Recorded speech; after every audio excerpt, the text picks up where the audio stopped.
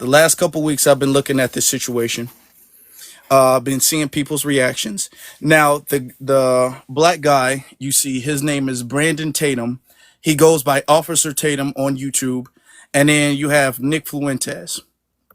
And I'm going to express to you guys in a second why I made this prompt and why the Black COONservatives are looking real goofy right now. Nick Fuentes is admitted YT supremacist. Admitted. Okay, he's admitted that. He's very unapologetic about that. He's very blatant about that. He's more than just far right. He's extremely far right. Okay, extremely pro Anglo-Saxon and all of that stuff. He doesn't like certain small hat communities. He doesn't like non-Christian, anybody who doesn't believe in the Christian faith, doesn't like he doesn't even apologize about it. He doesn't approve of any interracial dating. He feels like his people, white people, are the best, period. He feels as he denigrates black people. It says essentially that we're less than human, and does that unapologetically.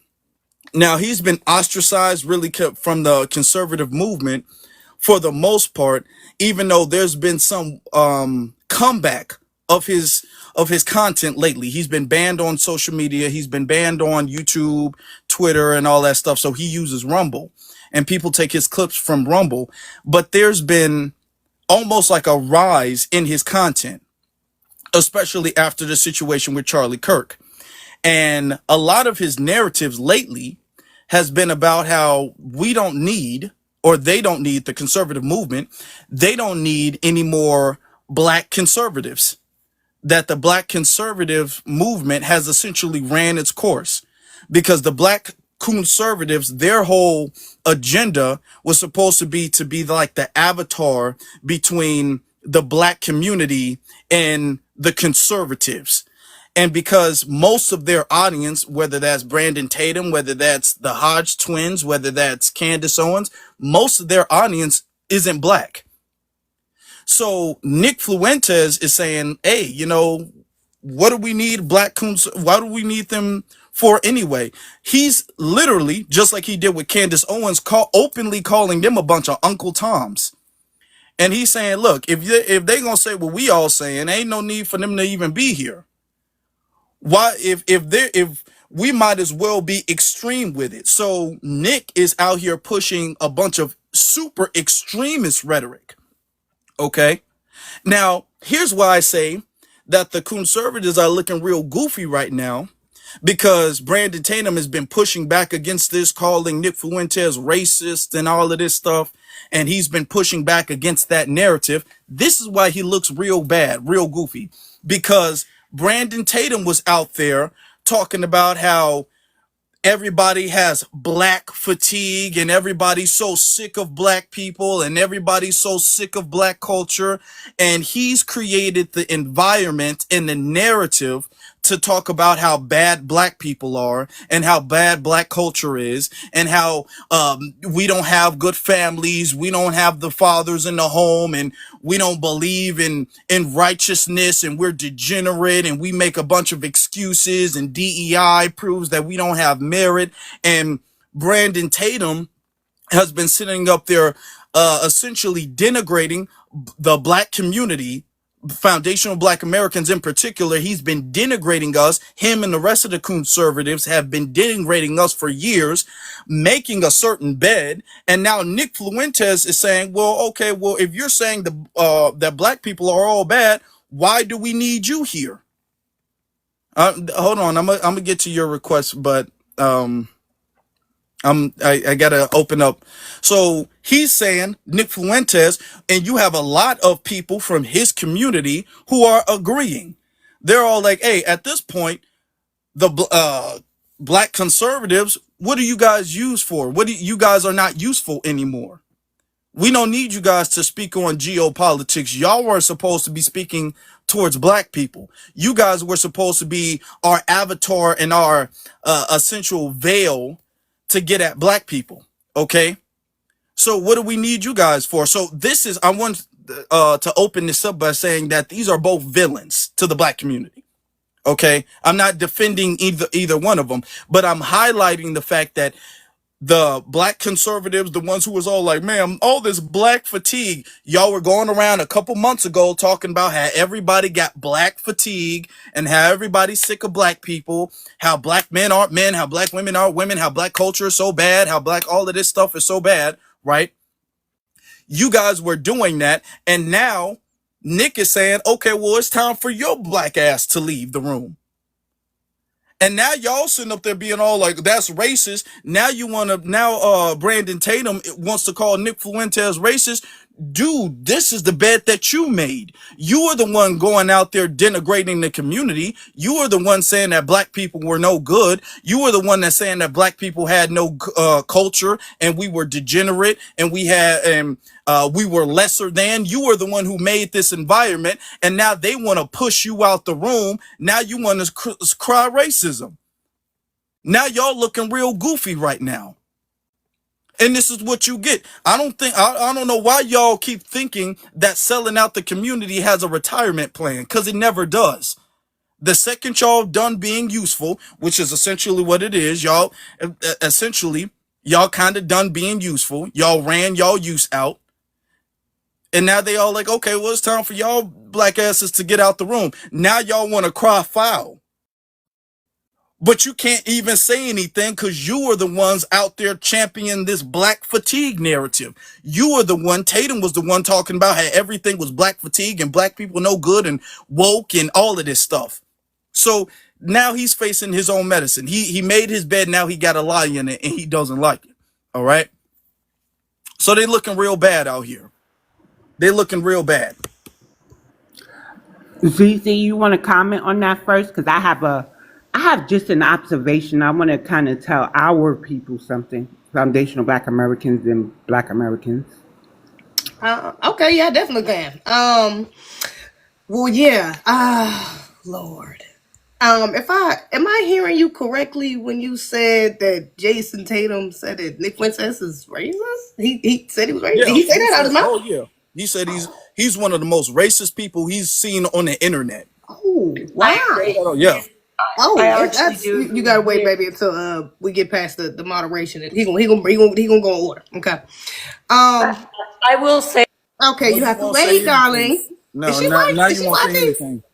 Yeah, I think she was watching. That whole, no patience, white tea, and I say so. I get to talk now. Yeah. All of this entitlement that y'all been feeling is over with. Yeah, egregious. Hilarious. But yeah, that is very ironic that he has came out and said that about him after he has defended so much anti-black racism himself. So yeah, it just goes to show that when the white supremacists are done with their tools, they always break them. There's no safe way to beat this system, and I understand a lot of Negroes are scared. I get it. It's a scary system, but crawling up next to white T Zaddy and get eaten in butter biscuits, baby, it's only going to get you. But so far, they are only going to protect you for so long. You will never be white tea. You will never get the privileges that are giving to other white tees. So it's a learning lesson that is inevitable. That's why I'm like, all of these people are on their on a ticking clock. Like it's a countdown from the beginning. As soon as you start that route, you might as well start the countdown because your career is only going to go so far, baby. You're going to switch the grift at some point. You're going to have to switch it up at some point because at some point them white T dollars are going to stop coming in because just like Nick Fuentes, they think the same way. They may not say it. They might take a little longer to get there. But ultimately, they thinking the same thing. Like, I'm glad you defending us, but you could never be up in the crew. You gotta hate from outside. You gotta hate from outside the club and hate the other way because you want to be in this club. So yeah, it's not surprising. It's about his time. It is what it is. I don't feel bad for him. I don't feel bad for none of them. It's this they Negro wake up call. You gotta learn the hard way, baby. You chose it. So hey. Thank you. Hold on. I'm making a wrong move. Thank you for that. Damn, did I mess up this thing? I know you can move that little bubble. Okay. I can move it while we. Okay, that's what's up. But real talk. BX, can you set the decorum of the room? We got a lot of people in here late at night. And then I'm gonna start letting people up. After she I said just want to make an observation. So Nick Fuentes called him an Uncle Tom, correct? mm-hmm. Okay, so Nick Fuentes used Uncle Tom correctly. But if a black person called another black person an Uncle Tom, that ain't correct. And here's why. White people made the term Uncle Tom to mean uppity, defiant when it comes to black people, black Americans specifically. If we call a black person an Uncle Tom, we are actually calling them a good person who wouldn't harm another black person. It was Sambo. Because y'all get on my nerves. It's like we say black people don't read, and I'd be like, yes, we do. And then you come and call somebody an Uncle Tom when it was Sambo who was harming black people, not Uncle Tom. See how that works? They don't get it. Himpachi got it. Thank you. And who else got it down there? Lunch money. Oh, lunch money. Okay. I just wanted to say that, Afro, because it's annoying. But I'm going to set the decorum. I thought this was the perfect opportunity. Oh, I got to say this, Afro. I got a question. Sorry. They say black people are naturally conservative. Do you agree with that?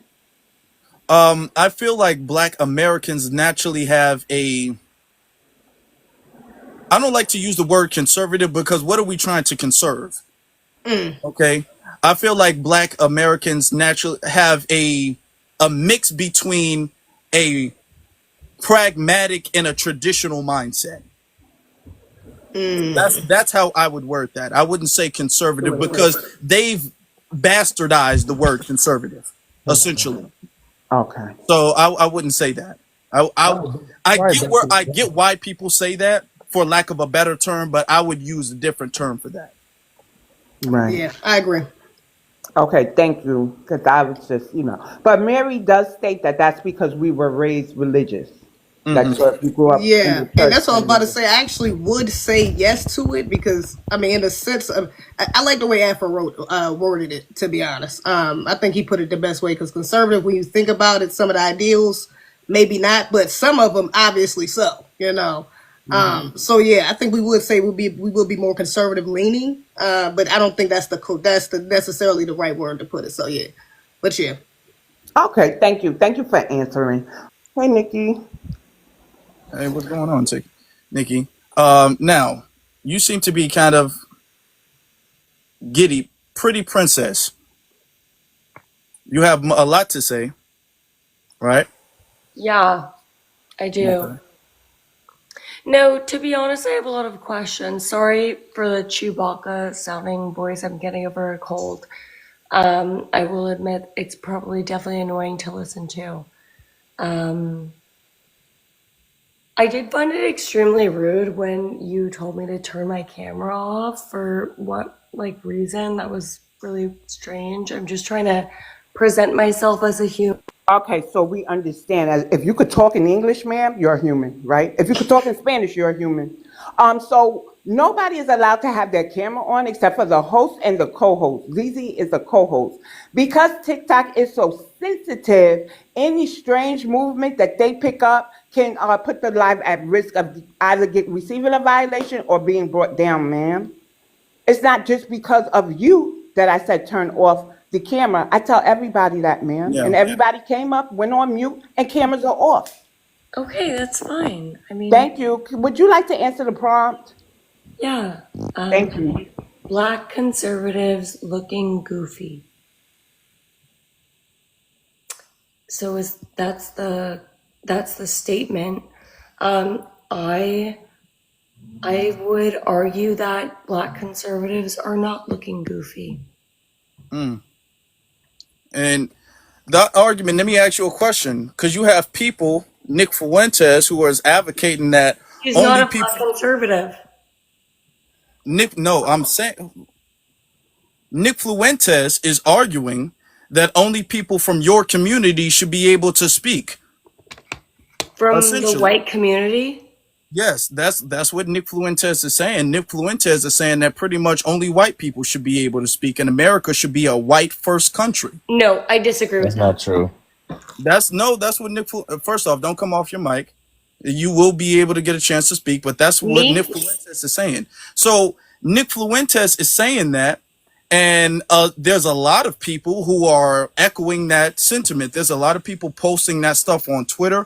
Nick Fuentes is actually starting to get like a resurgence in audience. A lot of people from the white community, are really agreeing with Nick Fuentes. His clips are starting to resurface on YouTube. He just did an interview with Pete something, forgot his last name. He's having conversations and business deals with some other conservative people in the government. So Nick Fuentes is actually growing in popularity among your community. Mr. Afro Elite, what's your first name? Afro. Mr. Afro, I will say that I am not a fan of Nick. I've never watched his videos. I did not know this type of stuff, so maybe I'm not supposed to be involved in this conversation. I will say that I have seen some of his clips, and I have always found them to be extremely racist and divisive, and that's not the kind of rhetoric that we want. I will say that I am a Charlie Kirk supporter. I think that people can look at Charlie Kirk versus Nick Fuentes and say one was radical and one was not, or that Charlie Kirk was killed because he was or pew-pewed. Sorry, I love TikTok Chop, because he was radical. Personally, I believe in Jesus Christ, and I think that Charlie was just at the end of the day, like, just trying to preach the gospel.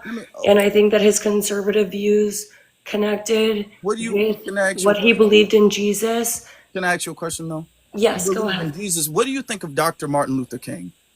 I think Dr. Martin Luther King was... Let me correct myself. Reverend Dr. Martin Luther King. What do you think of him? Yes, sir. I believe that he was preaching for the greater good of society. I do believe that, all men are created equal, and okay. I don't mean men by, discriminating women from that view.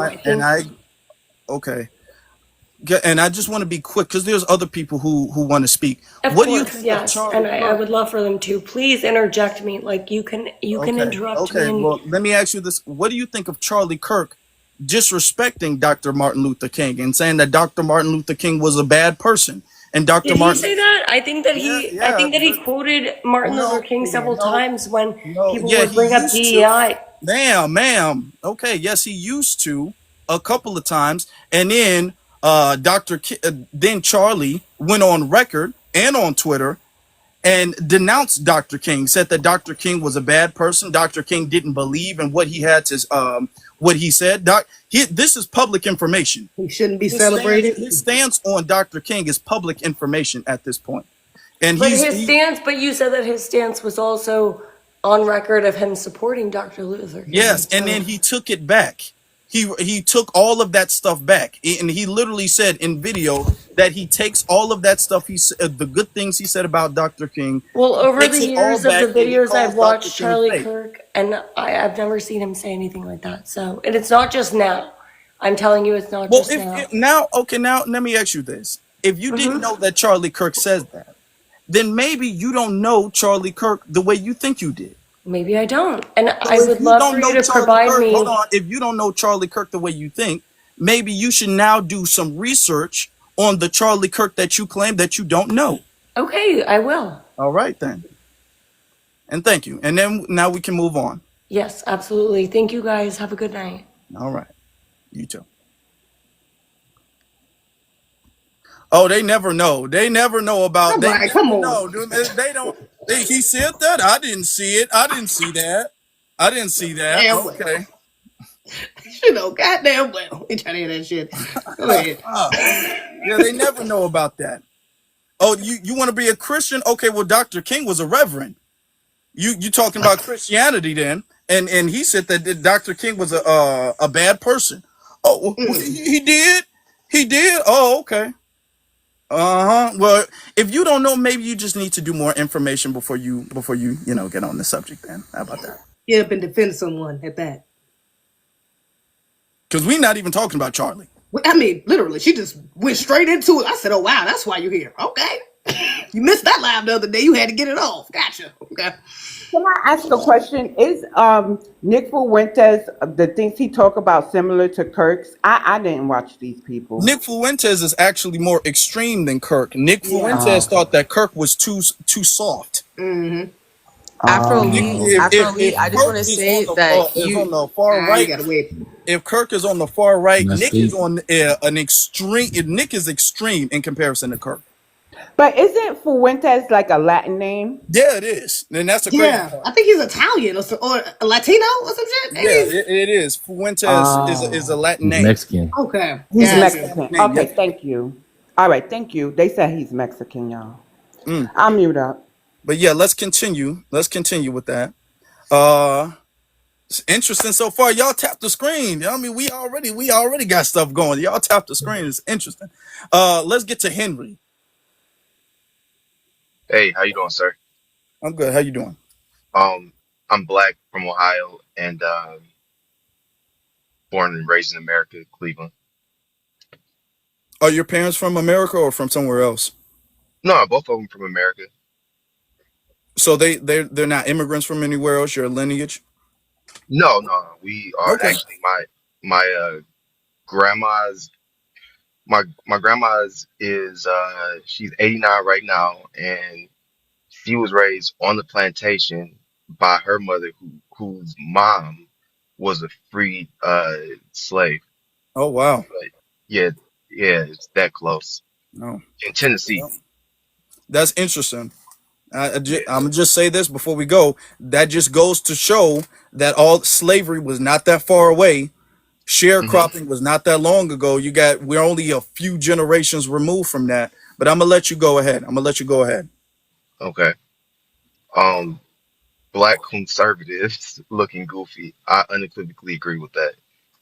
Um, when I think about people like Candace Owens and the goofy that you got up there next to the white guy, um, it's for me it's a disgrace. I work in a white male dominated industry, in local government and Can you say uh, white tea? Just oh, you know. my bad. I work in that industry, and I decided to get into it because we don't have enough representation in law enforcement when it comes to the BLK community. And I was a victim of things that Black conservatives say never happens to Black people. Mm, So after college, I said, "Mom, I'm not to go to police academy." She was like, "What?" But I just disagree with that crap, man. I think as a community, we need to start to integrate within our own culture and community and say, forget the other side and go back to that resurgence of Black and BLK independence and form our own communities and uphold the communities that we have already instituted. mm. Yep. We got to stick together. We got to build this community back. We got to get to that Black Wall Street type of energy. That's Hmm. the type of time we got to be on. Thank you very much for that. No problem, brother. All right, let's get to Rasta G.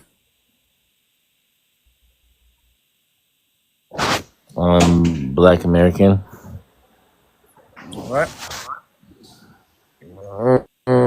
I don't like officer that one dude. What's his name? Officer Tatum. Tatum. Yeah, I can't stand him. But you're gonna hate what I'm gonna say. Nick Okay. Fuentes is heck of funny to me. I listen to a lot of his stuff, and I don't know if some of his stuff is AI or what, but like he says that he's not racist. He said he likes all people. You know what I'm saying? He just doesn't like. He disagreed upon Kirk because of can I say that country? No, just we know what country you're talking about. Yeah. He doesn't dislike the people. He just dislikes the country and the whole genocider. Okay. Made up Well, word we know about his stance that's going on. over there. Okay, we know about his stance on that country. What do you know about Nick Fuentes' And stance on black people? What is Nick's stance on black people? well, he's friends with Violent. Kanye, but that doesn't mean nothing. You said That what? doesn't mean nothing. What doesn't He's mean friends with anything? Kanye, but that, I mean, I guess that doesn't mean nothing. But Okay. No, it really don't. he says some like really crazy stuff, but I don't know if he's like really serious about it. You know what I'm saying? Because he also jokes about Mexican stuff, and that's part of his culture too. You know what I'm saying? What do you So think Nick is not serious about when it comes to black people? because he also says some positive things too, but then he comes off and says some really negative stuff, which I don't like. I don't agree with. You know what I'm saying? I think that he needs to be educated. Okay. What positive things has Nick said about black people? Um. Well, he says he doesn't. He said that he doesn't dislike them. That he has, friends that are of, black people, and he also has friends that are of the other of all, nationalities, so or ethnicities. So, but So that's a positive statement about black people? I can't name anything off the top. Do you have any non-black friends? I have friends of all nationalities. If you have white friends, right? Yeah. So Okay. If you were having a conversation with your white friend, your white T friend, and he said, "Hey, Rasta, you're my friend. I like you as a friend, but I'm gonna be honest, because you're black, I think I'm better than you, and I think my people are better than your people, and I think my people need to be in control of your people." I don't think he never said that. No, Nick has said that. No, he has. Okay, then get it. No. Get the stuff, because he probably said some stuff to contradict what he also listen, said. no, I'm asking you a question. He has a lot of videos that contradicts what he says. Stop. 1 minute, I've seen it. Rasta. I listen to him. Mute up, Rasta. Mute up and let the host Notice finish. when they start cutting the host off and getting very defensive, they already know they're losing. Even know what I'm nationality asking, he was. Rasta, we're civilized adults. I'm asking a question about you.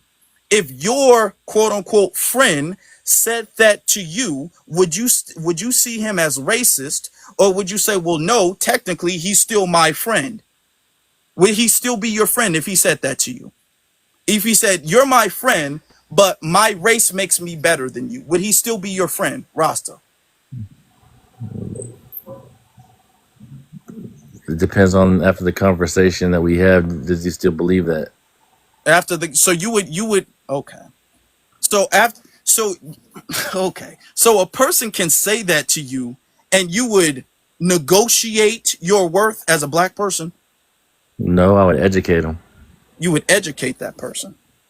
And Correct. What if the education didn't go? What if the education didn't go so well? What if he said, no matter what you say, I still feel like my people, my race is better than your race? Well, then I wouldn't be his friend. Would he be racist? In my mind, yeah. So Nick has said similar things, and Nick has said those things. He's echoed those sentiments. So is Nick racist?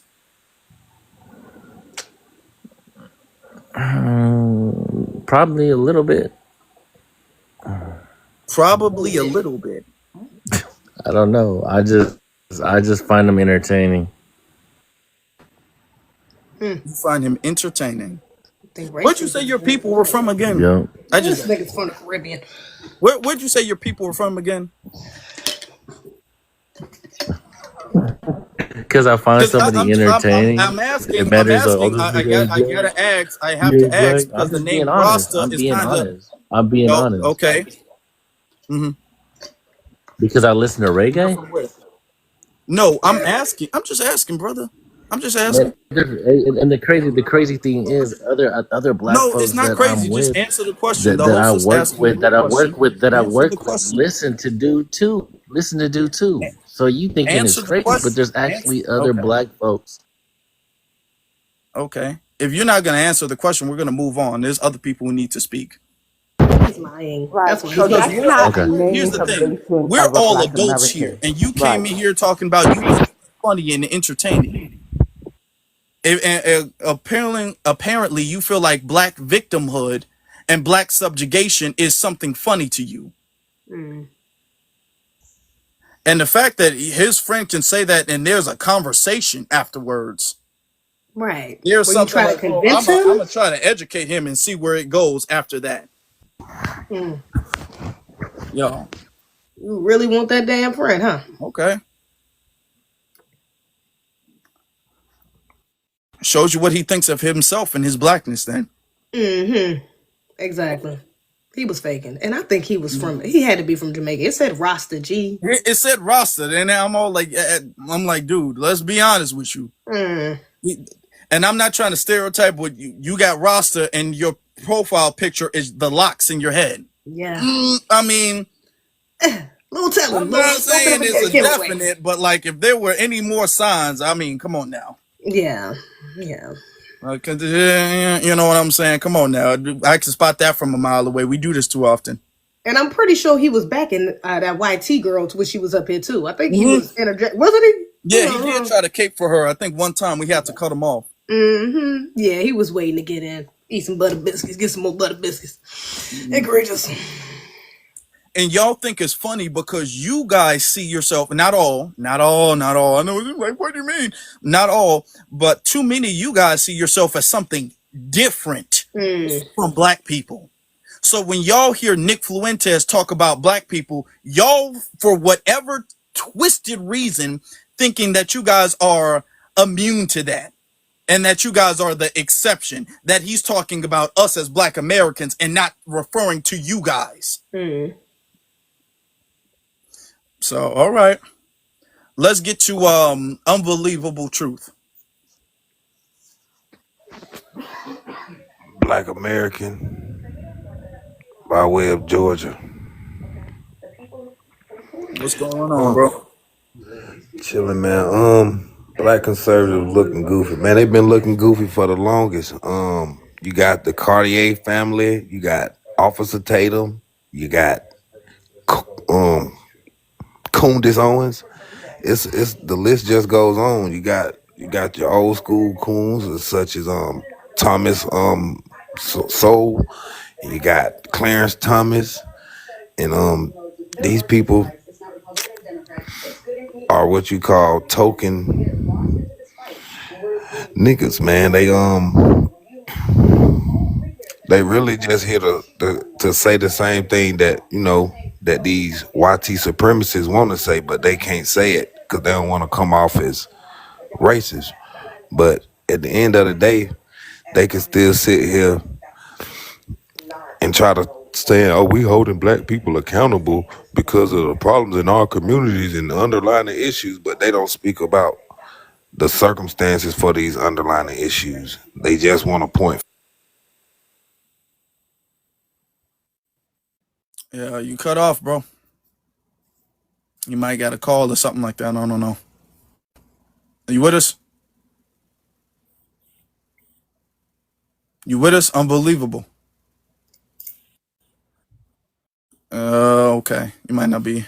It might not be there. Okay, Got you it, got bro. it. You got it. You got it. Yeah, yeah, Okay. yeah, yeah. But yeah, they try to categorize us and put us in a box and try to say, oh, they all prone to criminality. They all steal. They all do this. But really, when we look at it, we see who really lead in these statistics. The same rhetoric that Charlie Kirk was sprouting is really just a bunch of false narratives that he was just trying to promote, going to college campuses, speaking bad on our people, and not acknowledging and taking accountability for the problems in YT communities. Hmm. That's true. The thing is that the black conservatives, they were supposed to be the vessel to spew anti-black racism. So they were supposed to get their talking points from their overseers, their masses, and then they were going to say, well, we got to have a black face to say this. You know, so that's where Candace comes in. That's where Tatum comes in. That's where the Hodge twins comes in. That's where Thomas Sowell and all of them, that's where they come in and they say that. But the thing is, eventually that runs its course. And what Nick is out here saying is that, hey, y'all ran y'all course. We don't need y'all in the conversation no more. We need to purge all non-white people out the room. And now they're Yes. crying foul. But you guys were the ones who created an environment for him to come in and say, y'all need to leave. And and he's growing in popularity now. He's growing in followers. His extremist views and rhetoric is starting to catch on to a lot of people, especially the youth of his community. And they're looking at Tatum like, hey, actually, we don't really need you now that I think about it. Notice at the memorial of Charlie's memorial, there were no black speakers there. All of these black people like, I was his friend. Tatum wasn't invited. Candace wasn't there. None of them was there. They had Tucker Carlson there, Trump, JD Vance, all of them. It was all white party. And Nick Fuentes even came out and called these black conservatives tokens. Yeah. He even said it out of his own mouth. He did. That's embarrassing. That's embarrassing. But thank you, brother. Appreciate that. And damn, they looking real goofy. They looking real goofy out here. Let's get to the Bold Lion Label, LLC. Hey, what's up, guys? What's going on, man? I'm cool. I'm a 47-year-old. You know, both my parents were Nigerian though, but I was raised here. Okay. Yeah. So let me ask you guys this. I am a conservative though. See, so am I going to be able to speak, or is this like a bashing of black conservatives, or is this like an open-minded discussion of majority? Yeah, we're having an open-minded discussion. If you say something incorrect, you're going to be corrected. We're having a dialogue. Okay. Well, So you agree? Are you a conservative like Tatum is a conservative? now I'm a conservative as far as no, I don't believe in bashing black people, BLK people, of course. I do believe that we do need to do a little bit better. We do. The stats don't lie.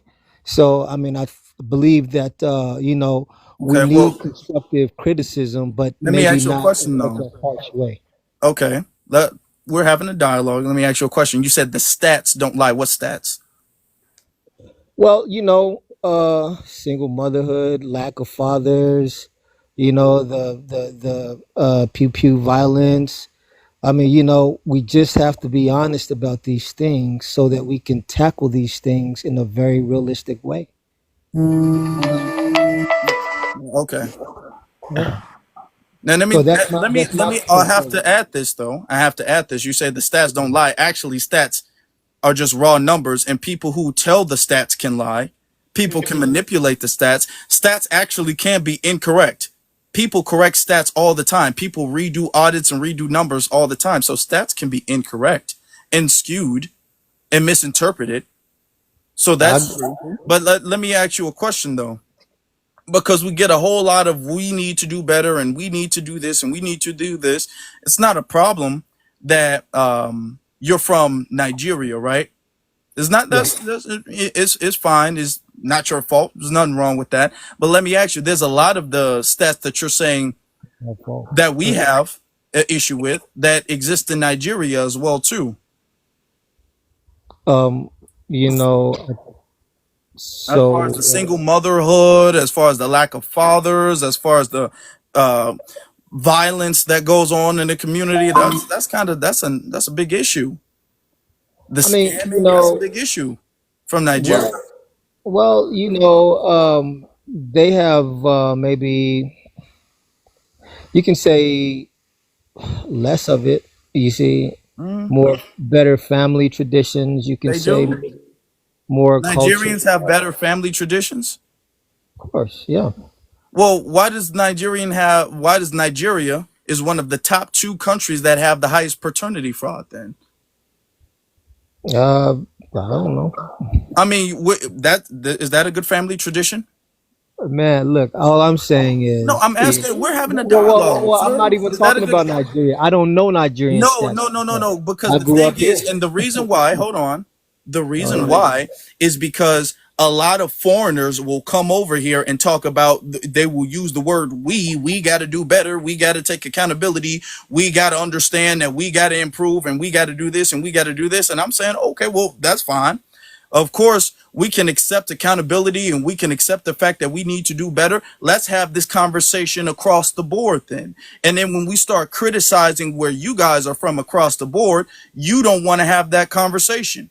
But you are very I don't know much open-minded and from having, there. hold on, brother, because you came in and said, is this a place where we're open-minded? We are open-minded. But you seem to be very closed-minded when it comes to your nation of origin.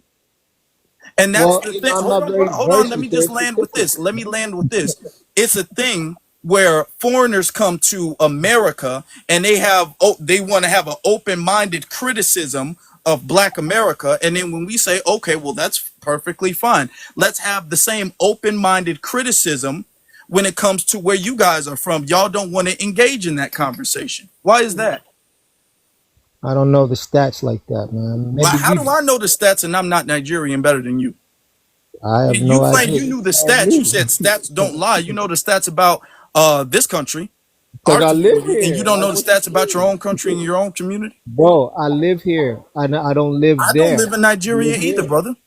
I mean, if that's what you choose to study, that's just what you choose to study. I don't choose to Well, study that. I don't okay. know that. Well, it seems like if you don't know where your people are from, and if you don't know the stats of your own people, then you should be the last to try to talk about how we need I to do live better. here. I'm grouped in as you guys. What you mean? But you are not grouped in with us because you're not of this lineage. So you're still Well, I'm not other. of And your see, this lineage, is but I'm this is the considered black. problem.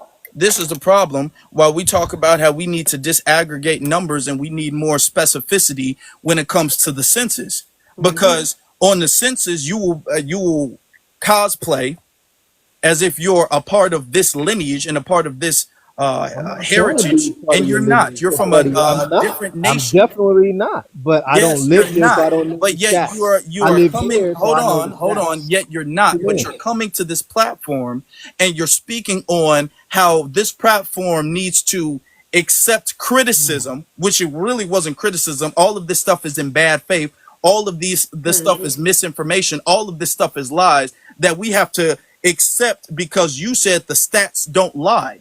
Okay. So I'm saying, okay, I didn't even disagree with you. I didn't even challenge that point. I said, well, let's just see if you have the same energy if we talked about your homeland. And then when we Let's talk talk about about your it. I don't homeland, know the you stats. It might be no, hold true. It on, no, might no, no, not. no. Because when we I talked don't about know. your brother, hold on. Because when we talked about your homeland, you first off said that you guys were doing better. And then I said, according to the You stats, have you a guys are better not doing better. And condition. now you don't want to have the conversation no more. I thought I you didn't say so we if the were doing stats better. don't I lie, said they got a better hold on, culture. sir. If the stats don't lie, let's have the conversation across the diaspora then. Well, then have the stats. Tell me the stats. I don't know We it. just told you it's that. You said you ain't know nothing about it. Yeah, I don't know it. I First off, just said that. when I first said it, What you you mean? denied it. When I first said it, you Denied what? denied it, and then I had to restate that with I said more I don't detailed know. I don't information, know. and then you I don't wanted know. to dismiss the How am I conversation. supposed to know? I don't know. You Well, know. you You're just like that featuring white the girl. If you stats. don't know, then you need to sit back and listen. How about that? All right. You Thank you. tell me. Thank you. Y'all Okay. never know nothing Wanna- about where y'all from. That's just crazy to me. Right. I want to say this to foundational Black Americans as we move forward. For those who vote, don't vote for Nigerian Americans. Don't, because I ain't voting for no more immigrants to get in my government. I'm not. I'm not. Even the first generationists, y'all gonna have a hard time. Y'all are really in our government messing things up. Won't even put this much attention into your homeland. You got on this platform just to criticize us. I know you did. It's aggravating. I don't think people who aren't of the lineage or have the lineage ties in some type of way to this land, to the chattel slavery era, should really be in our government. And I'm gonna just say that because y'all messing stuff up. right. I'm That's not voting for a Nigerian American, a Jamaican American. I ain't voting for none of them hyphenated Americans. If they ain't of the lineage, they're not getting a vote from me. Because they all got that mindset. I don't even blame we're you. gonna Shit. continue. Let's get to Scoopy. Hello, hello. Like, first of all, I'm gonna say I'm a foreigner. I came from Europe, and I just want to like jump in on this conversation in regards of the two previous people in this panel that talked. Literally the last person who say he's from Nigeria and he's talking about like all those people like single mothers and stuff like that. That's not a problem with the mothers or anything like that. That's a problem of the society and the government. You know what I mean? Because like as long as a foreigner person can figure it out, do you have a certain percentage of a ethnicity that has to be employed and leave a lot of more black people on the street? It's not right. You know what I mean? That's just pure racism, whatever you want to call it. I don't know if this allowed to be said on TikTok or whatever. And the other one was like in regards of the other lady that was here previously, and she was talking about like Charlie Kirk and yada yada yada. But like since when the society is more involved in a YouTuber, and they're gonna like actually, I don't know if you guys heard about it, they're gonna put a 400,000 coins with his name and his like picture, and you're not gonna even talk about the guy who was just hanging out from Mississippi, or why don't you put like a coin with the Martin Luther King as well? And here I have a dream. So why so different? They're both like Martin Luther King and Charlie Kirk was speaking. You know what I mean? One was speaking about like the stuff that like doesn't even make sense. Like I'm referring to Charlie Kirk because he said like the violence, for instance, in Chicago was basic because like a black people pew pew black people, but at the end of the day, he was pew pew by the white person. And when the government of like Utah came outside and said like, I hope wasn't one of us, but ended up being one of us. What was that referring to? You know what I mean? He was definitely referring to he was hoping to not be a white tea, and he was hoping to be a foreigner, Mexican, a black person, anything like that. So how are you gonna tell me there's no separation even in 2025? Yeah, a lot of their hypocrisy is being exposed. A lot of the whole, they don't see race, they don't see color, and it doesn't matter to them. A lot of that is being exposed. So that's a good point. Thank you. Thank you. If you have to kick me off, like you can kick me. I don't know how that works. Like I just literally want to like say this because like I just don't get it how as a people like this guy, he claimed he's a Nigerian black whatever, like he was born in America and raised in America as a black person. Mm-hmm. And he actually defend white people, which doesn't make sense. And the white girl just coming here and just defend some Charlie Kirk that she doesn't even know exactly everything about him. She haven't literally saw all the videos because I didn't know this person exists until like he was run on the TV, you know what I mean? And I saw the one video, he was talking to a fellow in Chicago and say, yeah, it's a problem of black people because they pew-pew each other. Yeah, but you was pew-pew by the white person. How that makes sense? Yep. Hypocrisy. Yeah. Indeed. Focus on the wrong thing. But thank you for that. I'm going to drop you down and bring somebody else Yeah, up. appreciate it. Thank you. All right. Thanks. Good night. All right. All right. Thick accent. Goddamn. Yeah, I didn't always follow. I was trying, but shout out to that brother. Boy, that accent was thick. Hi everyone, this is the first time on your panel. Who was speaking? Please mute up. The girl who Mute just up. There's an order. Thank you. Who was? I think it was Daisy who was next, and then Erica Smith. I think. Right. Daisy, are you with us? Hey guys, hope you all having a good night. I'm 24 from Florida. I'm black. My dad is from the Bronx, and my mom is she immigrated from Eritrea, which is a country in East Africa, when she was like 9 or 8.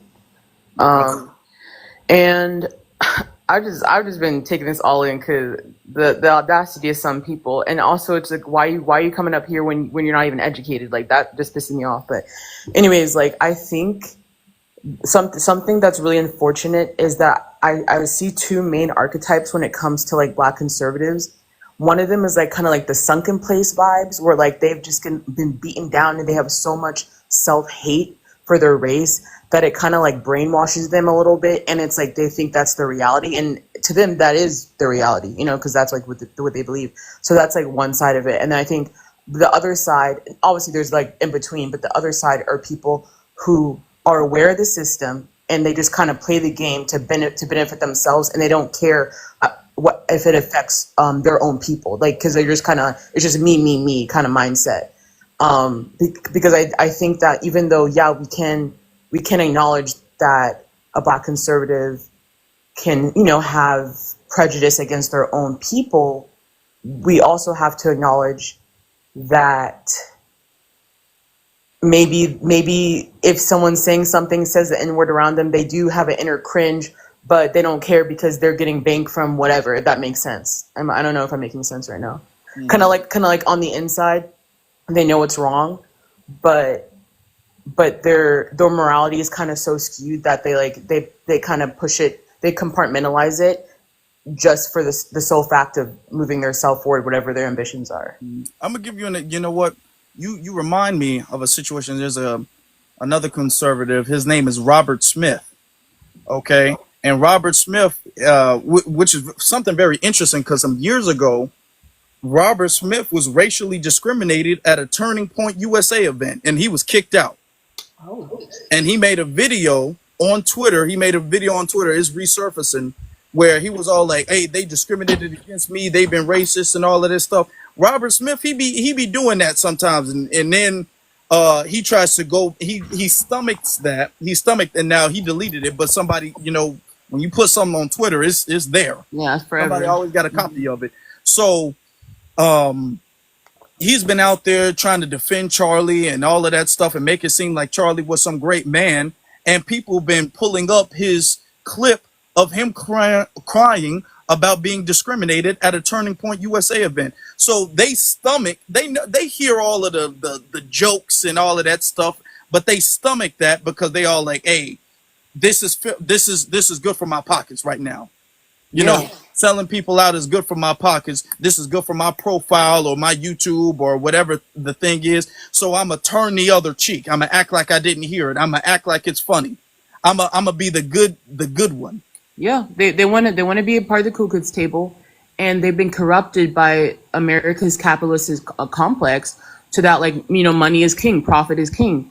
So what happens when you lose the ability to have empathy and you're morally corrupt, even within your own community, even within an oppressed minority in this country? The logic for them to even for it to even seep in, it's so hard because they built up so many like negative barriers in their like psyche. Obviously it's like, yeah, like, bottom line, if you're prejudiced, you're prejudiced. If you're racist, you're racist. It's not like, oh, we're not gonna, you know, oh, let's have an intervention. Obviously I'm not saying that, but I think there is like a deeper conversation to be had about like how people get that way, you know? Mm-hmm. Yeah, that's it. It can be. Some people just doing it for the money. Some people been like this since they was a kid, from their parents, you know. So it is a conversation to be had. It's a conversation. Yeah, but I also just like hate the whole like product of your environment excuse when it comes to like people I've cut off, like because I'm young. So during BLM and the whole 2020 thing, I was still in high school. I had to cut off so many friends I've had for years just because of everything. I had to explain, like, I can give a short story. My dad worked for a big tennis company, and I had a friend who was a white guy named Dylan, and his dad was also a head of that tennis company. And my dad was the only black, like, what's the word? Like, you know, when someone's like in management, like they're the higher, I don't know, but he was like the leader of his project group, whatever. He was like the only black man who had that position in the whole company. And this is like a $1 billion corporation company. And I was trying to explain to him that, and my dad played pro tennis. So I had to explain to him, my dad, he's had to overcome so many obstacles that your dad never had to overcome. And that's just how it is. Like, this is not saying that your dad didn't deserve the job that he had, but I was just trying to kind of explain it to him. Obviously, I mean, we're not friends anymore and there's a reason for that. But I don't know, that's just another example. It's just like so frustrating, like trying to like get through to people when they don't even want to like even hear like a sentence, you know? Mm-hmm. Yeah, that era really exposed a lot of that. Exposed a lot of how they felt. They was very emboldened with that. That exposed a lot. Yeah, if your dad got up there and he's the first black person to get up there, your dad had to do twice as much, at least. 10 times as much, honestly, to be at the top. Hell yeah. The only black person up there. He told me stories of when he was on the pro tennis tour back in the 80s. Oh, tennis, the whitest sport besides golf? Can you imagine? Yes, It, that's it was it was basically a segregated sport still at that point. Like, I'm sorry, but it was just great. The stories he's told me, guys, this week is crazy. Yeah, I believe it. I believe it, definitely. Thank you for that, though. Let's get to Hey Erica Smith.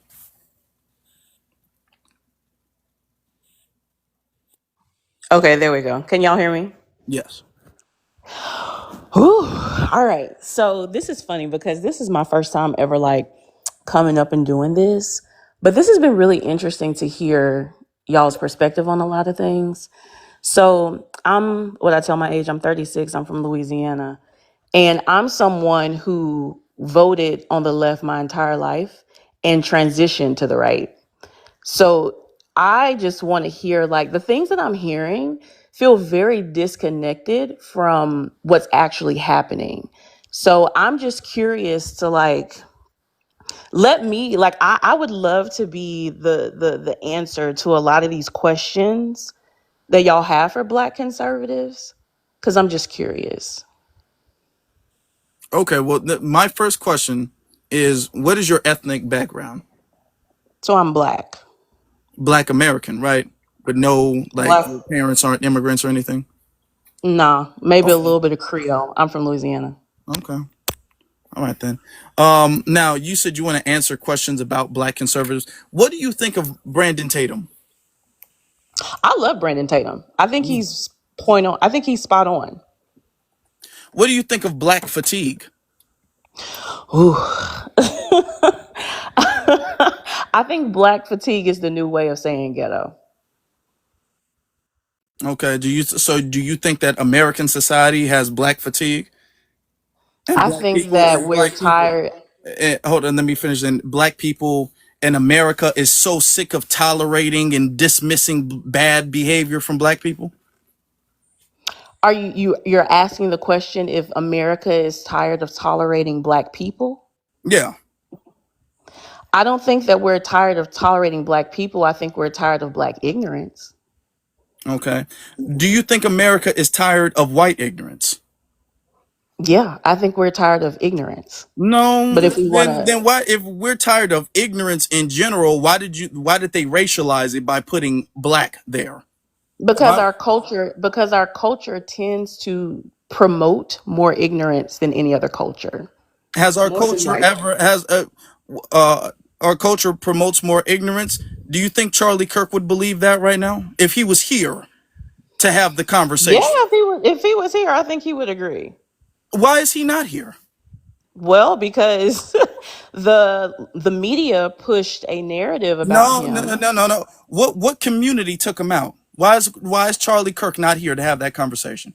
Charlie Kirk is no longer here because he was speaking the truth, Mhm. and someone who disagreed took him out. No, no, not someone. First off, speaking the truth is not. Someone on the No, no, no, no, no, left. no, no, no, no.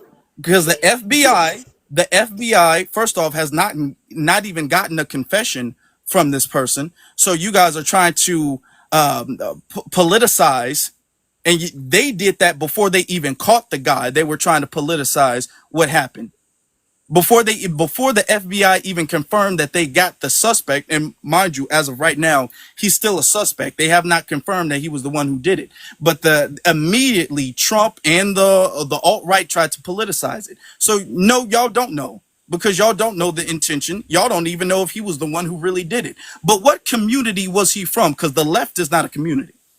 Okay, so let's talk about that. So let's say, or he's white. What Oh, what what thank difference does you. it? Okay, great. So he's white. So what does that matter?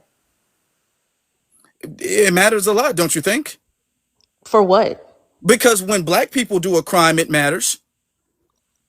To Can I say who? Black something, people? Does, Afro? does does it matter to Black people? No, no, it mattered One to minute. Charlie. No, no, no. If the race of the person when they're black does a crime and it matters, then the race of the person who does a crime and they're white, it matters. Okay?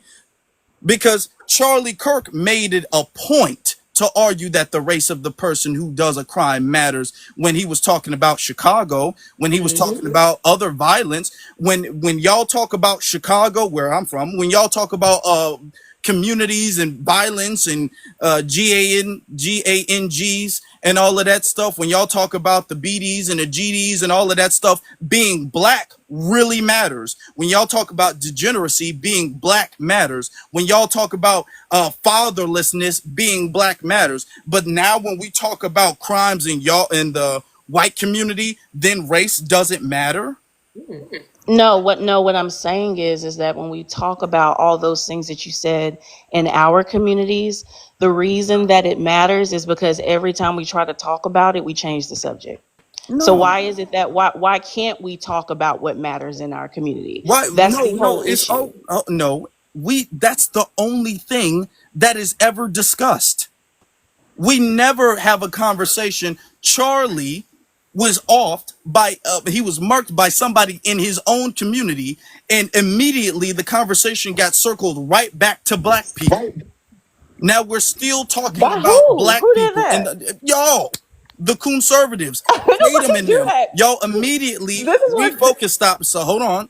Y'all immediately refocus the conversation, and y'all are trying to refocus the conversation back onto black people. That's how he got his notoriety. Tadum, Candace, all of them. It's everything constantly, nonstop. Nick Fuentes, nonstop. Black people, black people, black people, black people, black people. Fox News, black people, black people, black people. That's all y'all discuss. And then when we say, well, let's talk about another community, y'all try to gaslight by making it seem like, can we finally talk about black people? I know it's a taboo subject. That's the only thing y'all talk about. Quite literally, y'all are offing each other. Y'all got school pews going on. The same day Charlie was off, there was a school incident going on from that community, and y'all never discussed that. It's always black people, black people, black people. Well, what are black people doing? When can we talk about black people? When can we talk about anybody else is my question. So what's interesting is I hear everything that you're saying, but it still kind of is the same question, which is when can we talk about black people? Like When do when we can we talk about always talk hold on, about because black people? That's I the let you only thing, speak, man, that's the only thing we discuss is black people. but we don't ever actually 1 minute, discuss it because every time we Erica. try, the conversation gets shifted. Okay, 1 minute. 1 minute, right? You know why it matters, and I've been waiting to say this. It matters because even though the Pure was YT, they started threatening HBCUs. That's why why it matters. They made it about our race. We didn't do that. We didn't interject. They did. Anytime something happens in their community, they go to talking about Chicago. They go to talking about this so-called black on black crime. They go to talking about George Floyd OD. Like, let's be for real. Instead of them taking apart what's wrong in their community, they rather put it on the black Americans, right? They really do. And so that's kind of tiring right now. And we don't need people coming up here kind of making excuses for them. We don't shift the narrative when the spotlight has always been on us, right? So let's see how they penalized us during the hard candy epidemics we had, right? We were criminalized. Some people probably are still locked up behind that. But guess what? They come back, they legalize the Mary Jane. White teen men making money off of things they put black bodies away for. Got it? They make it about race and they penalize us more. They're going to say the pure for CK was mentally ill. But had it been a black man, he wouldn't have made it out of there. We see that from Dylan Roof, and we see that from the numerous unarmed black men, even black women, black children that have been unarmed and unalived. There's a difference, and they made it that way, not us. So I just wanted to put that out I there. wanted to quickly add on to that as well. If you don't understand the history of why something is the way it is, then you'll never get it. You can bring up the whole dog whistle of black people make up 50% of the crime, whatever that BS is, which is not true. But then okay, well then let's talk about it. Why is that mass incarceration? How did that start? Because after we got freed, if we want to do a little history lesson, even though I'm obviously younger than you, Why did that happen? Because they had to figure out a way to still keep us down when we were free and utilize our labor, which is why imprisonment is still, they can still legally make people work for 50 cents an hour and still get their ish done. So we can't just talk about all these statistics about what black people are or aren't doing without understanding how we got here in the first place. Is there an issue with pew violence in our community? Yes. Is there an issue with absent fathers in our community? Yes. But that's not just because we just happen to emote or just freaking appear on this in this country like that. There is a history behind it, and it is valid, and it is still present in this day. It's not like, oh, but it was 500 years ago, get over it. No, it's still prevalent to this day. Yeah, Period. I'm not saying that at all. So everything you're saying is correct, right? The history of it, mass incarceration, how they specifically drop drugs into our communities, systemic racism. Again, I'm someone who was on the left, transition to the right. My whole thing is when you say things like the 50% of the violence and all of that, but then at the same time saying, well, let's talk about where it started, but it's not true. It's true. Okay. I said it's a dog whistle for Republicans. I said that because that's what they say. I didn't say I thought the statistic was true because it's not. Gotcha. Okay. So basically what I'm saying is like, for the conversation that I was trying to have in the beginning, which is the Black conservative like myself, someone who has been on the left, transitioned to the right.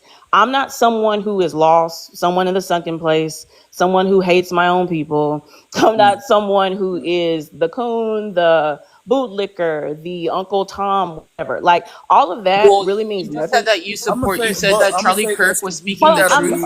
You Hold said on, that everybody, Charlie. No. You everybody, said that hold on, Charlie hold on, Kirk. everybody. We do have to be respectful to other people's time. It is kind of late, and we do want to allow other people to go ahead and say what they want to So say. can I go ahead? Because I No, I'm had gonna let you really a land. chance to I'm gonna say let you anything. land, Erica. I'm gonna let you land. I'm gonna just say this. I don't like when people be all like, I used to be on the left and now I'm on the right. I have a friend who's like that or who was like that. Instead of being on the left and the right, we need to, as black people, we need to stop being focused on being on somebody else's team. Yeah. We're on the blue team. We're on the red team. Let's be on black team. Let's be on team black. How about that? And then all of our other policies and our other decisions circle around us being on team black instead of us being on team conservative or liberal, one plantation to another plantation. But I'm gonna let you land your plane. I'm gonna give you like a good 20 seconds to land your plane, and we're gonna move on. Cool. So I'll land it here. I appreciate that and I agree with that. The problem is that we can't come together as black people, which is why we have such an issue having these kind of conversations. So it's very difficult to be on team black when somebody who is not with the majority of black gets labeled as something else. As you can see there, it says Black conservatives looking goofy. How do we then become team black if you separate us like that? But that's all I want to say, which is why it's so difficult to have a conversation. But I feel you on that. Go No, ahead. it's one thing to have a conversation of somebody who has the best interest of the community at heart. Okay, it might have a difference of opinion, and I'm gonna say this, and we're gonna move on. But it's not like I gotta say something too, but go ahead. Tatum doesn't have the best interest of the community at heart. He doesn't. Okay, because if he did, he wouldn't be skewing statistics to push a false narrative that we know is not true, pushing lies and literally cherry picking stories and promoting stories to vilify a community. All right. If he had the best intention of the community, this is beyond tough love. And the one thing about the conservatives, y'all keep trying to frame things as y'all looking out for the community and this is just tough love. These are just the tough conversations. No, you guys are deliberately dismissing factors that lead to harmful conditions in the community. You But the dismiss factors are racism. Hold on, done. stop. You dismiss racism like he does. You dismiss all of these things that add up and lead into the result of what we're dealing with today. And you say none of that is a factor. The only people to blame are ourselves. And you consistently vilify the community. So no, you do not have the best intention of the community at heart because you're not even keeping the same standard with our community that you do with anybody else. And you can't even say that you agree with what I said about the history of slavery in this country, and then turn around and also say that Charlie Kirk was speaking the truth when he literally said that the civil rights movement was a mistake and that Martin Luther King was a horrible person. So What he said was that the civil rights it's movement was a giving mistake. Okay. hypocrisy. That's what Okay. it's giving. Let me But say we're this gonna right have quick to before we continue. move on. Y'all Yeah, little let muted me people. say this right Stop quick being before we muted. move on. Do I need to disconnect, baby? Ma'am, I really we're wanted gonna her to have hear to the move message, to be on. honest. For You got those to of go y'all who because I'm gonna get this off right quick. Now I want her. Hopefully she stay in the room because I wanted her to hear this. But listen to me, Negroes on the right. You are not special. You are not a special Negro. You did not shed some skin just because you put on red, and the white tea supremacists now see you as red instead of black. It didn't happen. You are living in delusion for you to really think that hopping over to the right makes you any different than any other Negro. You are not different. You're not special. You're not unique. You ain't no fucking unicorn. Most black people grew up and voted Democrat. Most of them conservatives probably were Democrat before. You're not special. So don't come over here like, oh, well, I was over there and I've just grown and evolved and now I'm smarter than you other Negroes. So let me show you the light. Keep that bullshit over there with them white tea supremacists that think they love that you think love you. Baby, you will never, that red will never cover up that black, baby. They gonna see it every fucking time. No matter how much love or Jesus or even conservative values you want to put in front of it. You ain't no special Negro. So miss me with that bullshit. Let's move on. Because we could have been cut her off a little while ago. But I was trying to be patient because I wanted to get that off with her in here. But it's fine. She's in here. Hopefully She's she still heard in the it. room. Okay, good. That was perfect, Zizi. Loved it. All right, Tilly.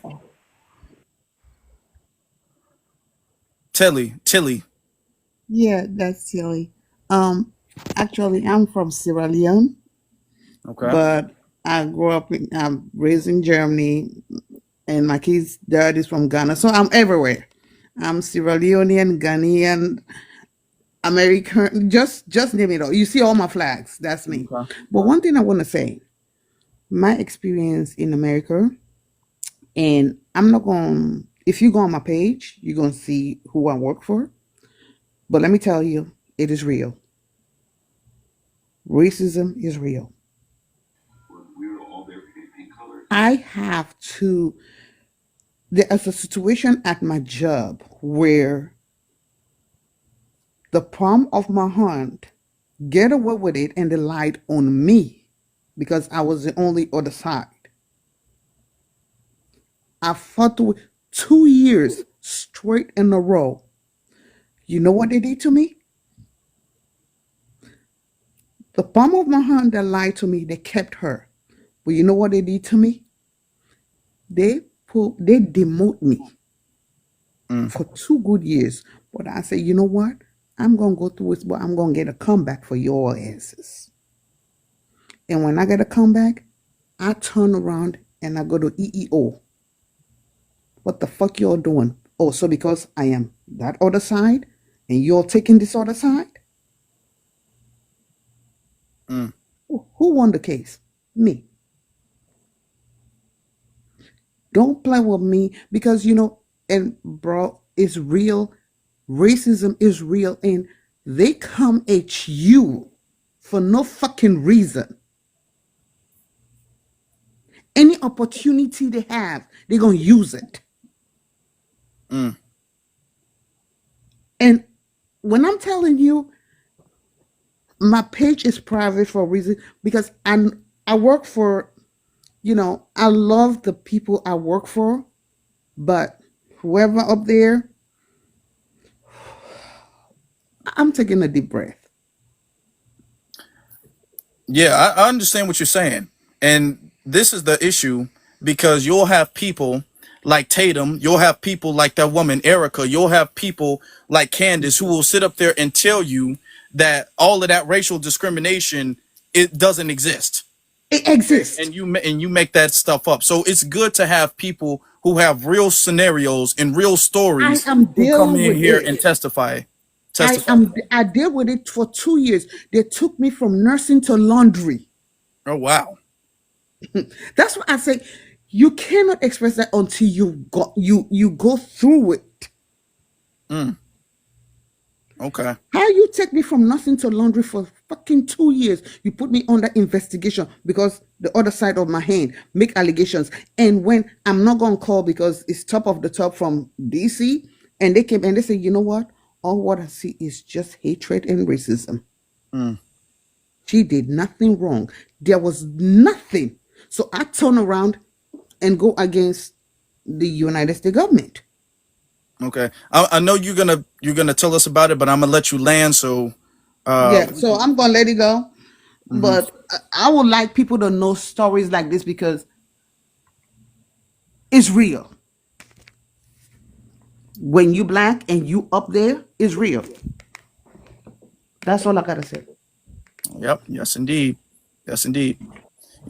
And this is the issue I have with people who act like you got to be a left or a right person. The speaker before, Erica Smith, notice how long it took. I literally had to interrogate her before she admitted that the person who off Charlie was YT. I Mm-hmm. had to be like, where's he from? The left? I'm like, well, what does that mean? That's not a community. Oh, the left, the left. Notice that. I had to literally interrogate her. So when it comes to black issues, y'all don't mind talking about that. Y'all get jitty when it comes to talking about that. It's immediate. Yeah, we got to talk about it. Yeah, we got to focus on it. Yeah, it's black. Blackness is the problem. Black culture is the problem. Okay, well, let's talk about their community. Oh, you mean the left? Now y'all don't see color at that point. So when they do something wrong and they do the stuff they do is just we don't scratch the surface. They talk about that 1350 stuff. If y'all really know the real information of the real stuff that they do, we don't scratch the surface of the stuff that they do. We really don't. And Not in this culture, in this country, and globally. and host, the worst part of it. Yesterday I was at work, and then somebody from my same color skin. So she was like 60 years, 60 something years old, and then she was crying like she lost her daughter. Somebody shot her daughter. She got to take care of the son, and she served this country because these are the people I work for, right? And I was tearing up at my desk, Mm, and the other palm of my hand looking at me like, what the fuck you crying for? mm, I'm like, oh, you giving me that energy, but I'm feeling her energy. yeah. Cruel world. That's all I gotta say. Yep, cruel world. Thank you for that. Let's get to Locke. Locke. Oh, what's up? Hey, how you Um, doing? so yeah, I agree with the prompt, right? They like, um, goofy. And the annoying part about it is they have like the audacity. They cry racism, I guess for like our defense, for black people's defense, as if like they didn't make an entire career of being a sellout and basically endorsing the ideologies that disenfranchise or demonize us today, right? You like skewing statistics, right? They champion those ideologies. So when they cry for like, I guess some sort of help and I think Candace Owens has done this too, right? I don't think like, I don't think they deserve empathy or like, I don't think they deserve to be listened to at all. Mm, And like that other woman was up here, she said like, they claim they want the best for black people. They don't show that at all, right?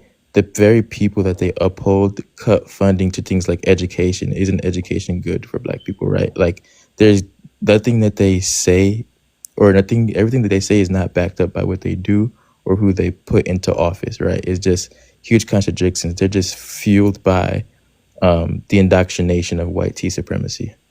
mm. That's true. Fueled by contradictions. Talking about how nobody saw race or whatnot, and now now look at them. Now look at them. That's a good point. You know, and this is what we're saying.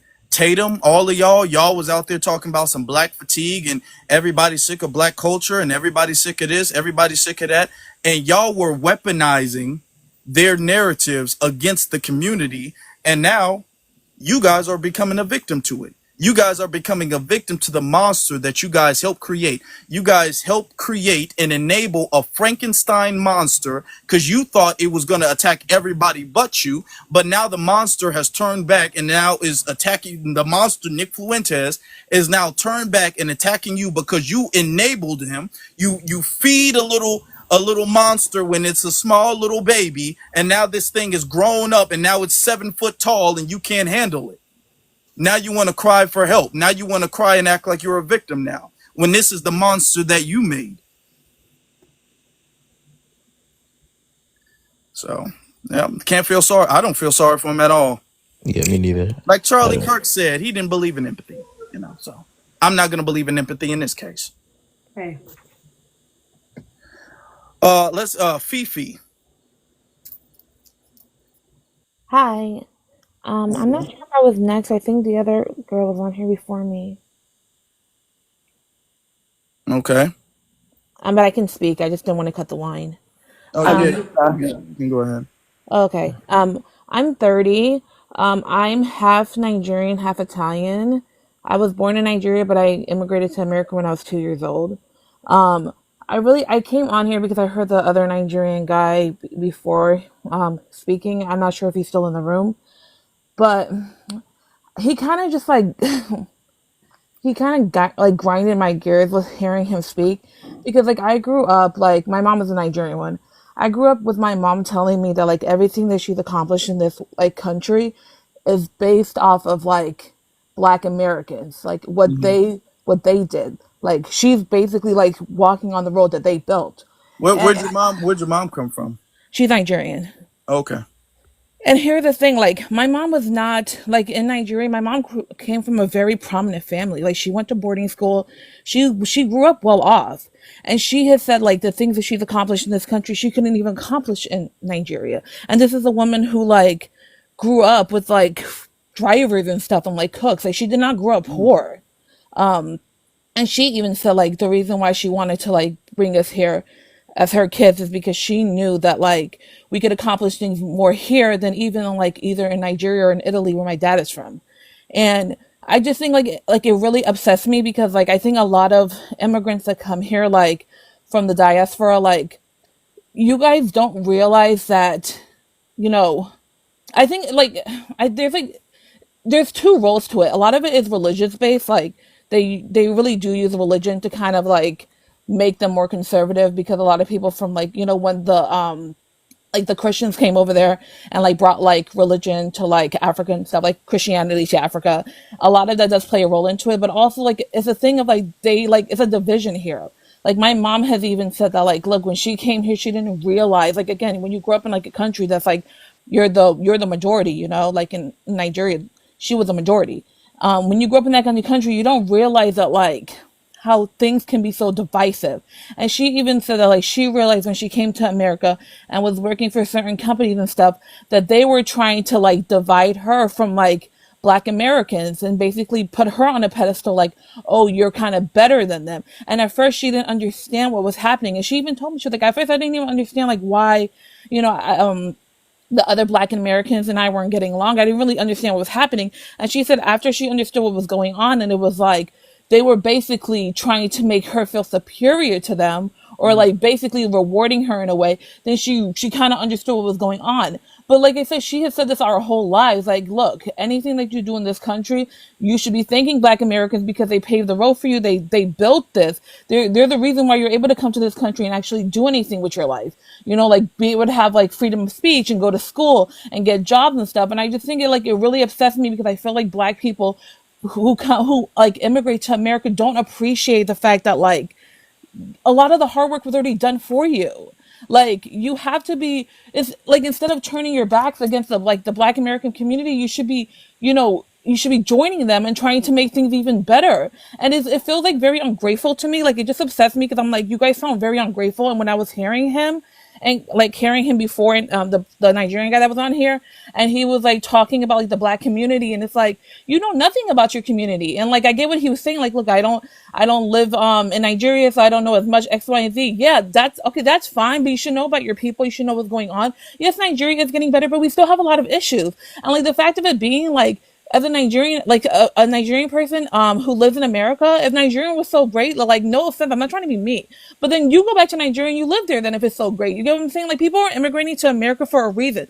There's a reason why Black people come to America from all across the world. It's because of what African Americans or Black Americans have done for us in this country. It's because Black Americans have made it livable for us in this country. It's because Black Americans have opened the doors so we can actually get an education in this country and do things in this country. And like the ungratefulness just pisses me off. Real talk, real talk. And this is what we saying. It's um the fact that we don't have the appreciation, we don't receive the appreciation we deserve, and then we just receive a whole bunch of criticism. Yeah. We receive people coming there wagging their fingers and reprimanding and trying to highlight negative parts of the community and trying to highlight flaws and talk about how we need to do better and we need to improve, when the only reason, let's be honest, you all are here because the path has been paved for you all. And this and that's not trying to that's not even being shady. That's just telling the history of the country. That's not being shady or condescending, but we can tell the true history of the country. The path has been paved for immigrants to come over by Black Americans I and be don't think that's successful being by shady Black. though. Like speaking the truth is not being shady. That is the truth. The path has been paved. Things are easier for immigrants from within the diaspora to come here because a lot of the things that have not a lot of majority like all the things that have been accomplished in this country for Black people to be able to, like I say, get good jobs and go to school and actually like, there's still more work to be done, but so much work has already been done. And it's like, instead of you coming here and saying, you know what, you guys have done so much, let me join in the fight for you. Let me help make things better. You guys are here criticizing people. And I just like I said, and like a freaking annoys me because it's like, you're coming to this country, right? At the end of the day, no matter what you say, like you're looked at as Black. No, like my mom, even though she's in this country, of course she has an accent, so people can tell she's a foreigner. But at the end of the day, she's a Black woman in this country. And when you migrate to this country, you can be Caribbean, you can be African, you can be whatever, country you're from. But like within the African continent, you can be from whatever country you're from. But at the end of the day, you're still Black. Why don't you help make the community better? Why don't you join within the community and actually try to, like lay groundwork? Because at the end of the day, if you're having children here, like a few generations from now, your children are going to be more Americanized. You get what I'm saying? Like they're not going to be really connected to the roots. So why don't you come within the country, actually partner up with Black Americans and continue to make things better for, Black people in America? Instead, you guys come over here and criticize them and try to like align yourself with white people. That's not going to help you at the end of the day. And it's like the fact of it being that like you guys can't see that and you think that, the crumbs that like white people throw you guys, it like makes your life better. It doesn't. They're just pitting you against the Black Americans because for them it's a divide and conquer thing. Like it's not because they favor you in any type of way. It's literally because they know if you align yourself with Black Americans, you guys will have a stronger voice. You guys will have a stronger voting power. There will be things in this country like that will progress. Like it's the same thing that's happening with even like the Hispanic community, like you look at the people that come from like Cuba and how like they vote against the best interests of their own people. It's because at the end of the day, white people realize they're not going to be the majority of this country much longer. And they have to start peeling away people from within certain communities to keep their power. And it just frustrates me because it's like, you guys can't be this naive. Yeah. Well, that's true. That's very true. And I like the fact that you're able to say that. You know what I'm saying? Because we need more people to speak out against that. Yeah. We do. We need more people to speak out against that because when we say it, people will twist that and make it seem like this is xenophobia coming from me. You know what I'm saying? So you got to just keep speaking truth to power. I appreciate that, sister. Thank you. Yes, and just one more thing. That's why I wanted to come up here and say that because I do feel like a lot of the times, I don't know if it's because I've been in this country since I was 2 years old. At the end of the day, like I feel like I feel like an American because I've been here since I was two. I don't know any other country but this country. Hmm. I understand that I'm not a Black American at the end of the day. I make it very clear I'm not a Black American, but I know that the things that I've accomplished in this country are because of Black Americans, Hmm. and I really do make it a point to speak out because I think that like unfortunately, a lot of Nigerians, I'm not going to speak for any other people, any other country but Nigerians. Unfortunately, I'm not, a lot of Nigerians are so conservative, like, And my mom has even said this. My mom was like, this is the reason why I didn't raise you guys around a bunch of Nigerians, because they're so conservative, they're so closed-minded, they're so judgmental. And a lot of it has to do with like, there's like like religious, like the indoctrination of religion. A lot of it also has to do with the fact that they feel like, oh, we came to this country and a lot of us are doctors and all this stuff. It's like, but you wouldn't even be doctors if Black Americans didn't do what they had to do. Like, you get what I'm saying? Like, you didn't come to this country and fight for your civil rights. Like, you guys are so backwards and you can't even realize that there's so many things that were already here for you. There were steps built for you already, where Black Americans built their own steps. You didn't build those steps. So why don't you come in here and help them build more steps? Instead, you're tearing down steps, you're knocking stuff down, you're pushing people down. Like, it's crazy to me. How do you expect to get anywhere in this life if you continue to turn your back on your own people? Yeah, yeah, real talk, real talk. And this is why we got to keep speaking truth to power, because they've been weaponized. You know, they've been weaponized against, and they get used by people like you said. And I'm gonna say this, and then we're gonna move on. And I appreciate everybody's patience. But like you said, they'll come there and you'll have their bosses whisper, "Hey, you're one of the good ones. You're not like them, the uppity Black Americans. You're one of the good ones." And they'll believe in that indoctrination that, oh, I'm different. I'm a better version of Black people. I'm different. So when Nick Fuentes, like the other dude, Rasta, when Nick Fuentes is speaking about Black people, he's not speaking about me. He's speaking about y'all, because they told me that they like me. They just don't like y'all people. And that's what that's the indoctrination that they believe.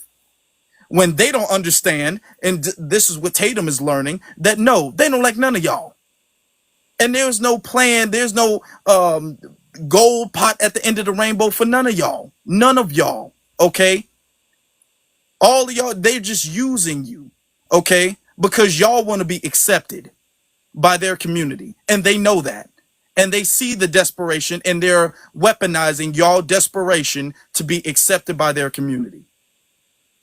Until they're done with you, of course. Thank you for Fifi. Appreciate that. Thank you. Thank you for letting me speak. Of course. We're gonna get to Luca, but ZZBX, do y'all want to say anything real quick?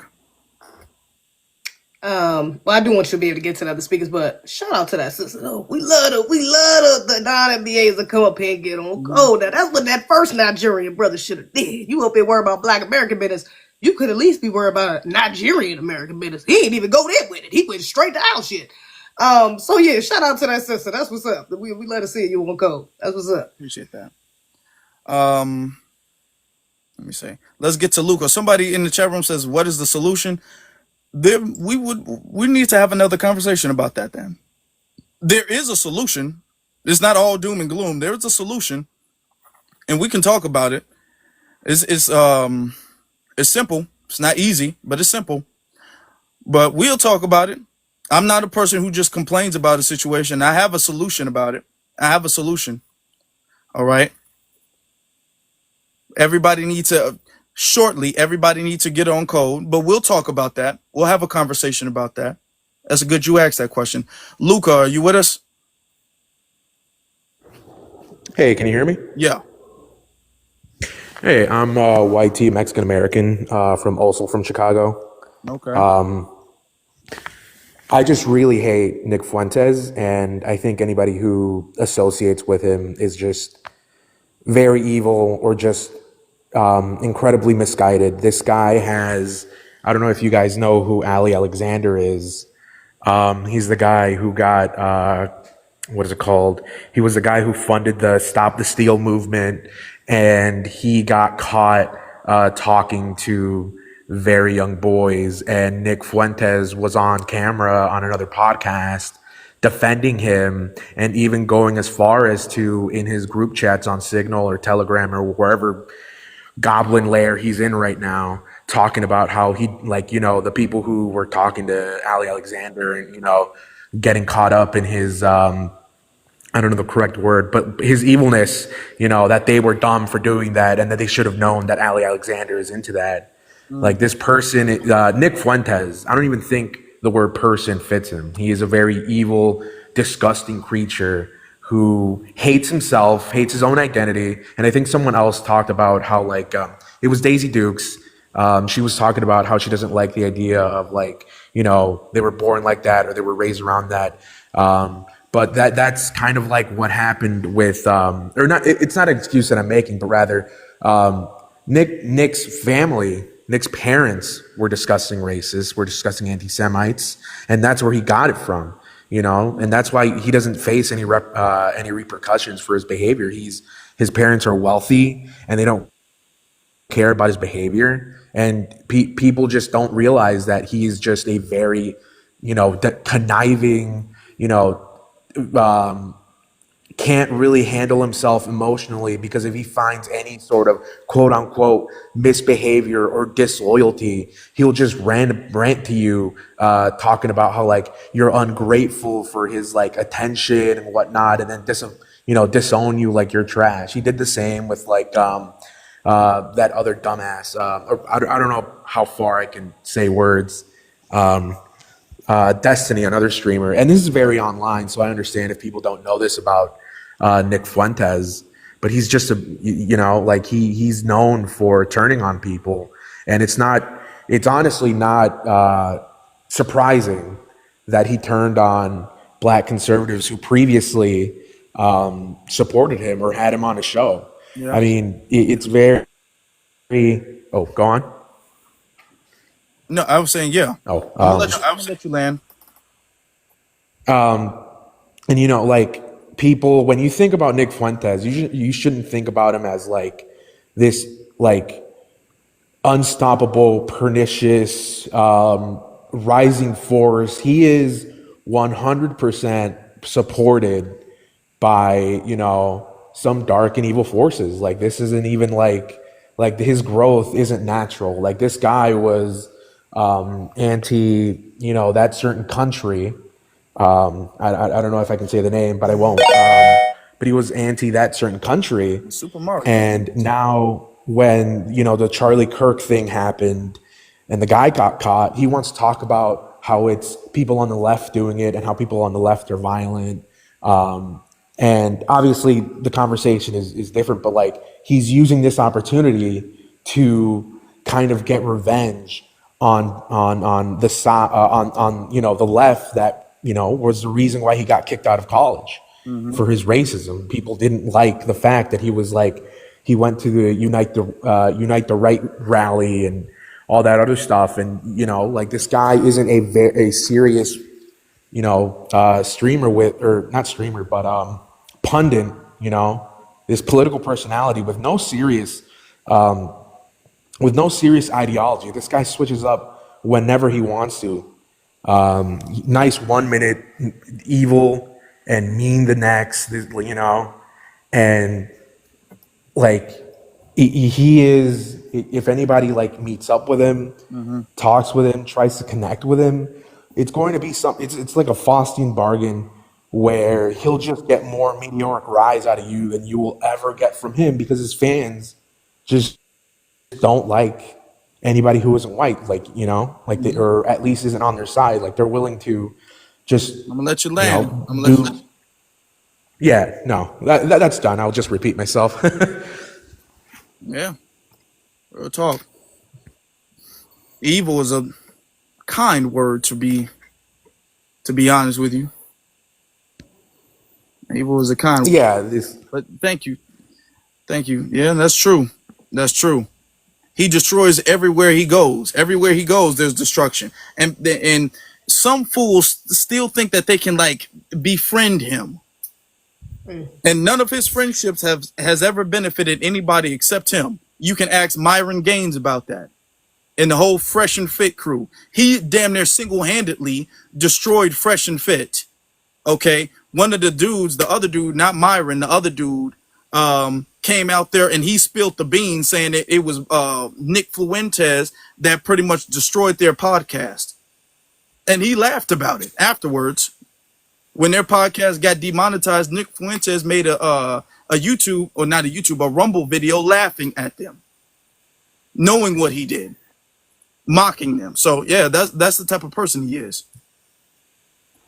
yeah, and And just one last thing, it's real like on Black conservatives, it's just really weird seeing just how low people go to appease a group of people that they like. Because Latinos are known for doing that. Like we got Cubans and oftentimes Mexicans who will just vote Trump or just like make fun of themselves with no pride towards their own like culture or community. Hmm. And then like I think the most surprising and disgusting thing was like the Hodge twins talking to this guy on Twitter about wanting to join their white only community, and then the leader was just like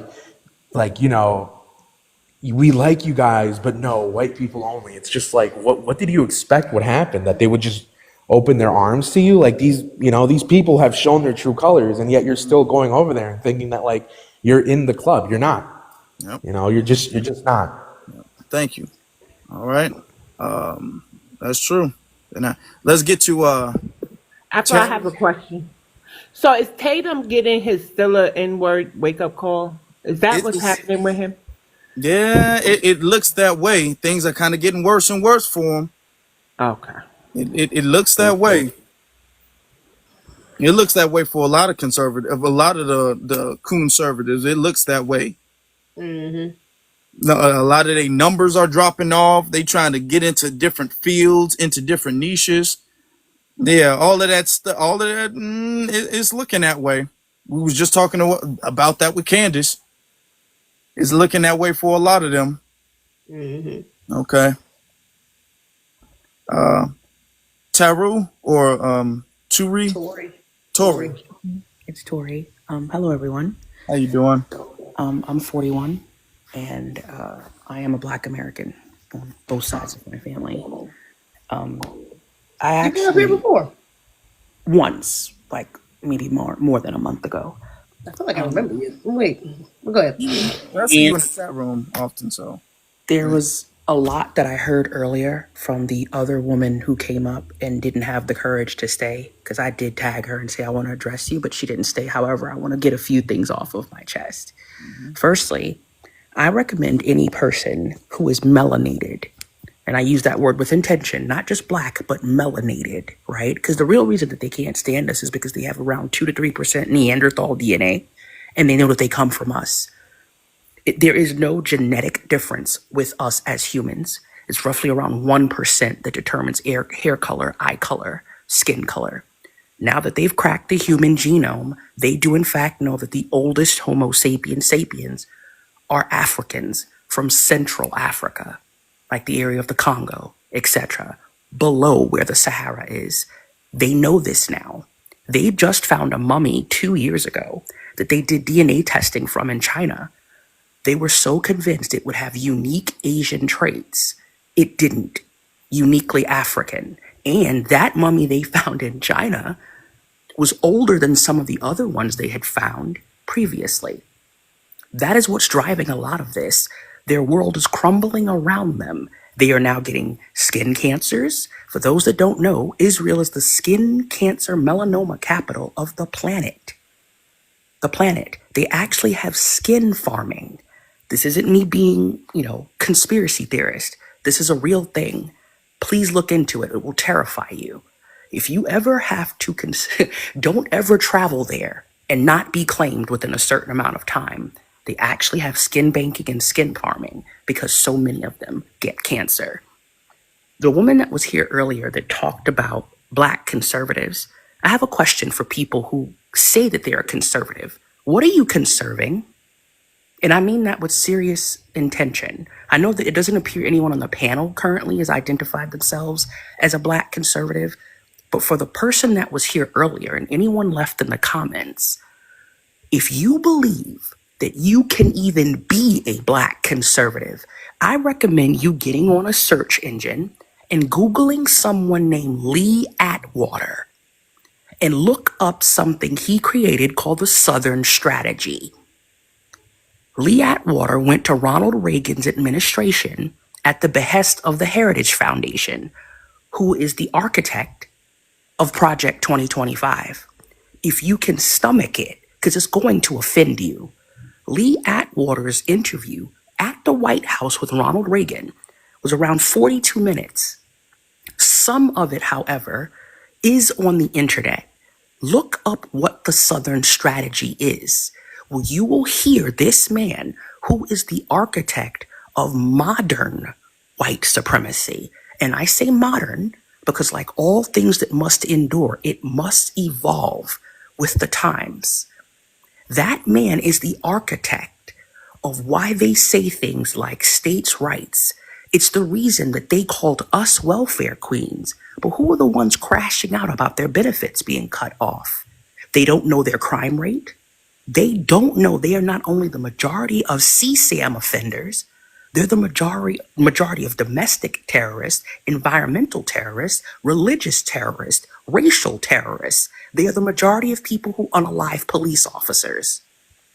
They don't know their own crime rate.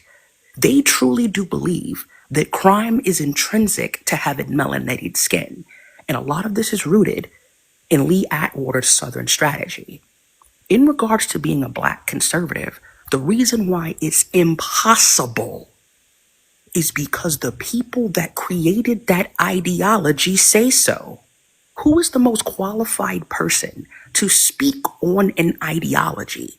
A random Black woman on a TikTok panel who's up here talking about what we don't do for our community? I guess she missed what that brother in Baltimore is doing. They have dropped the homicide rate in Baltimore by more than 30%. Because there are people in our community doing the work. We just don't get the credit for it. You cannot be a Black conservative because the people who created that ideology say so. That ideology stems from Confederates and the loss of power they had after the Civil War. There's a reason Donald Trump pardoned the people on January 6th. Because the man who replaced Abraham Lincoln pardoned Confederates and their allies on Christmas Day. It's one page, folks. Please Google it. Please Google it. The pardon of Confederates in 1868 on Christmas Day. Google it. President Johnson, Lincoln's VP, who came from a slave-owning family, pardoned more than 1 million YT terrorists who tried to trash this country. Read it. That ideology is why you can't be a Black conservative. Because when you say you are a Black conservative, what you are saying is you have adopted white Christian nationalism.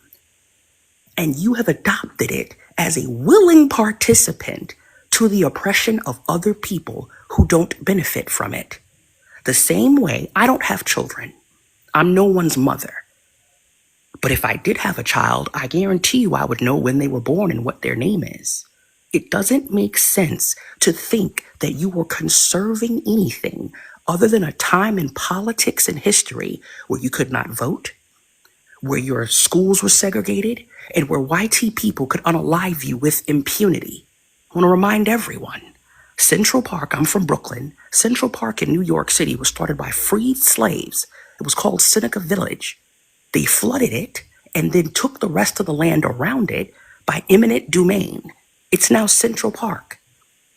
They also, for those that don't know, about 7 years ago, found a grave of more than 100 now identified as Black people in an unmarked underground grave site that they built a hospital over that's near Central Park West. You cannot be a Black conservative because what you are admitting is you have adopted white Christian nationalism as your identity. You are a fool. You are a token, the cheapest of tokens that spent the quickest. Whether you're Brandon Tadum, who, by the way, why is he Officer Tadum online? Do y'all know that this man wasn't even a law enforcement officer for 5 years? This man wasn't even a cop long enough to get a pension. Why is he the authority on police violence? We have to understand that the whole agenda is to use the shock doctrine. If you don't know what the shock doctrine is, write it down and Google it. There is a reason that every time you turn your television on, look at what Trump has just done in the last 30 days. They are now saying that if you require a shaving profile, you will no longer be allowed to serve this country if you are active duty military. I'm also a veteran. I was in the Navy. I know that if you need a shaving pro trial, there's a 99% chance you are a black male. They are doing all of these things intentionally. There are documented white nationalists in Trump's cabinet. So how are you a black conservative when these people would have you on a plantation picking cotton as quickly as they could? I'll say this last thing and then I'll land. If you already haven't done so, get a copy of George Orwell's Animal Farm. Back in the day, you used to make us read it. If you've never read Animal Farm, or if you haven't read Animal Farm recently, please do. For those that remember the book, the part in the book where the horse is being carted off to be sent to be turned into glue, the horse is screaming at the animals left. It's the pigs. The pigs have replaced the humans. That is where we are now politically. We are on the precipice of a level of fascism that we have not seen in a long time. Stephen Miller just eulogized Charlie Kirk and let all of us know what their intention is. It's only the beginning. This isn't just about left, right. There is no left, right with white supremacy. White supremacy has one direction, and it's to crush your black ass as it moves forward and leaves you behind. If we don't get on code where we are educating each other and being aware, if you live in an open cat, for those that don't know, these Republicans in North Carolina have made North Carolina open carry even on state property. Why do you think they're doing that? They are passing these laws and their people are anteing up. If you do not know how to use a firearm, you need to learn yesterday. Safety, how to disassemble a firearm, how to pew with accuracy. Who saw that TikTok of a white guy that went viral asking Trump, well, if you're ready for civil war? They've been ready for this for a while. My last point, the young YT man that just dropped from the panel talking about Nick Fuentes. Nick Fuentes is more dangerous than Charlie Kirk ever was. This man is a rich white Latino. He is a known white supremacist, a white nationalist, includes people of the Jewish faith in their supremacy. A white supremacist does not. Nick Fuentes is grifting harder than Charlie Kirk ever could because he's reaching a subset of young white males that saw through Charlie Kirk from the beginning. They are recruiting young white men through Reddit, Twitter. Twitter is a cesspool. They're recruiting them through gaming systems. If you have a son, there is an app that looks like a calculator. It's not a calculator. Certain number combinations you punch in unlock data hidden within the app. We have to be aware that they are preparing for something against us, all while our country is allowing Russia with impunity to attack NATO allies. They are going to do the same thing they did in Animal Farm. I'm not joking. Read it again. Because the pigs took control of the farm during when some of the animals wanted to dispose of the humans. So as they're fighting the humans, the pigs move into the house. That is where we are right now. And if we don't start moving like we know what's going on, there won't be anything left to fight for. Russia, for those that don't know, has violated the airspace of 2 NATO allies and has not been held accountable. They're going to do the same thing. I'm gonna let you land because yeah. One last. So when this whole thing pops off overseas, that is when they're going to make their move here. Please get a copy of Animal Farm and please get your license to carry if it's required in the state that you live in. thank you for that. It's a lot. It was. Is it okay if I say one thing in regards to That's what my she girl. just for 5 seconds? I love that she brought up Central Park, and I always say this: New York City, like I live in New York City too. We are one of the most progressive cities in all of America. But if you look at the mayors that get elected in this city, are some of the worst mayors in all of America. Like we have a horrible track record when it comes to mayors. And I always say, until we make peace with what happened in Seneca Village, until we do right by those people, we are going to be cursed with having horrible mayors who continue to destroy the city, who can continue to like literally bring harm to the city because we have not done right by these people. We have not done right by what they did to Central Park by literally taking out a whole black community, destroying them. There's people literally buried in Central Park. There's black One bodies in moment, one Central Park. moment. What other places Fifi, in New we one all know moment, that. one moment, one moment. What other places in New York City had predominantly black communities? Do you know? Brooklyn also had predominantly black. Harlem had predominantly black communities. The Bronx at one point had like a predominantly black community. I mean, there was many places in New York that had predominantly black communities. So here's my issue. I don't see New York as progressive. I see it as erasing the people who descend from the enslaved. So it's not just Seneca Village that New York has to make or atone to, right? Because these people like your family who migrated in here and stuff, think they should come to our reparations hearings and all these other type of things. So I don't know. I don't think y'all be doing accurate research. It's all, yeah, we should be unified, but then y'all come to our reparations meetings and do this and that. But I'm a land because Keisha has a little bit more knowledge.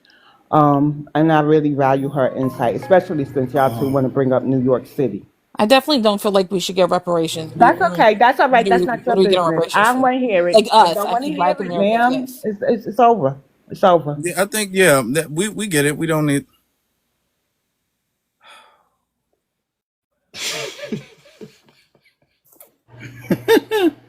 What's going? I would just, It's not your you turn, know, Black It's not Queen. your Please, turn. please Yeah. mute up. Please mute up. It's We'll get to thorough talk, Black talk. Yeah. Turn, please. Thank you, family, for inviting me up on the space. But when it comes to politics in this nation, there is no such thing as left wing or right wing. It's the same bird. Both of them have used us, Black Americans, that is, for their own gain, started from its inception.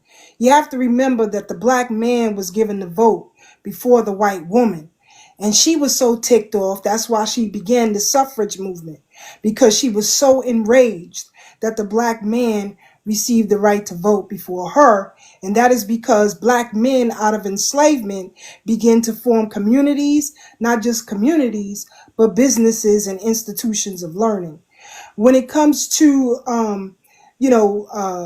white or black folks, identifying with conservatism, I agree with Tori. Which part of history do you wish to conserve? What in this society that you wish to conserve? And if their answer is outside of the nuclear black family, then something is wrong with you. Because I would employ everyone to read the white man's Declaration of Independence. It was written and published November 10th, 1898. And that will give you a clear understanding as to what it is that you're seeing today. If you are confused about politics in this country, then I would implore you to read The Betrayal of the Negro from Ruther B. Hayes to Woodrow Wilson, written by Rayford Logan.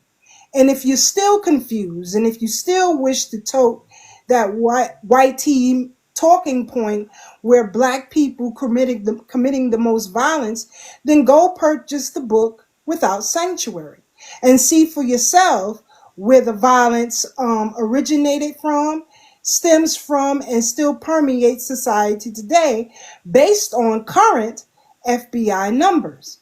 In fact, white tea people are leading in every category except one when it comes to violent crimes in this country. When it comes to white collar crime in this country, they too are leading the charge on that. And so when I hear black people who identify as conservative, are you conserving white nationalist views? Because if you're not, again, talking about the nuclear family, then you're talking nothing. And, Sister Tori, I believe she mentioned Seneca Village. Well, prior to Seneca Village, there was Land of the Blacks, which is now known as Washington Square Park.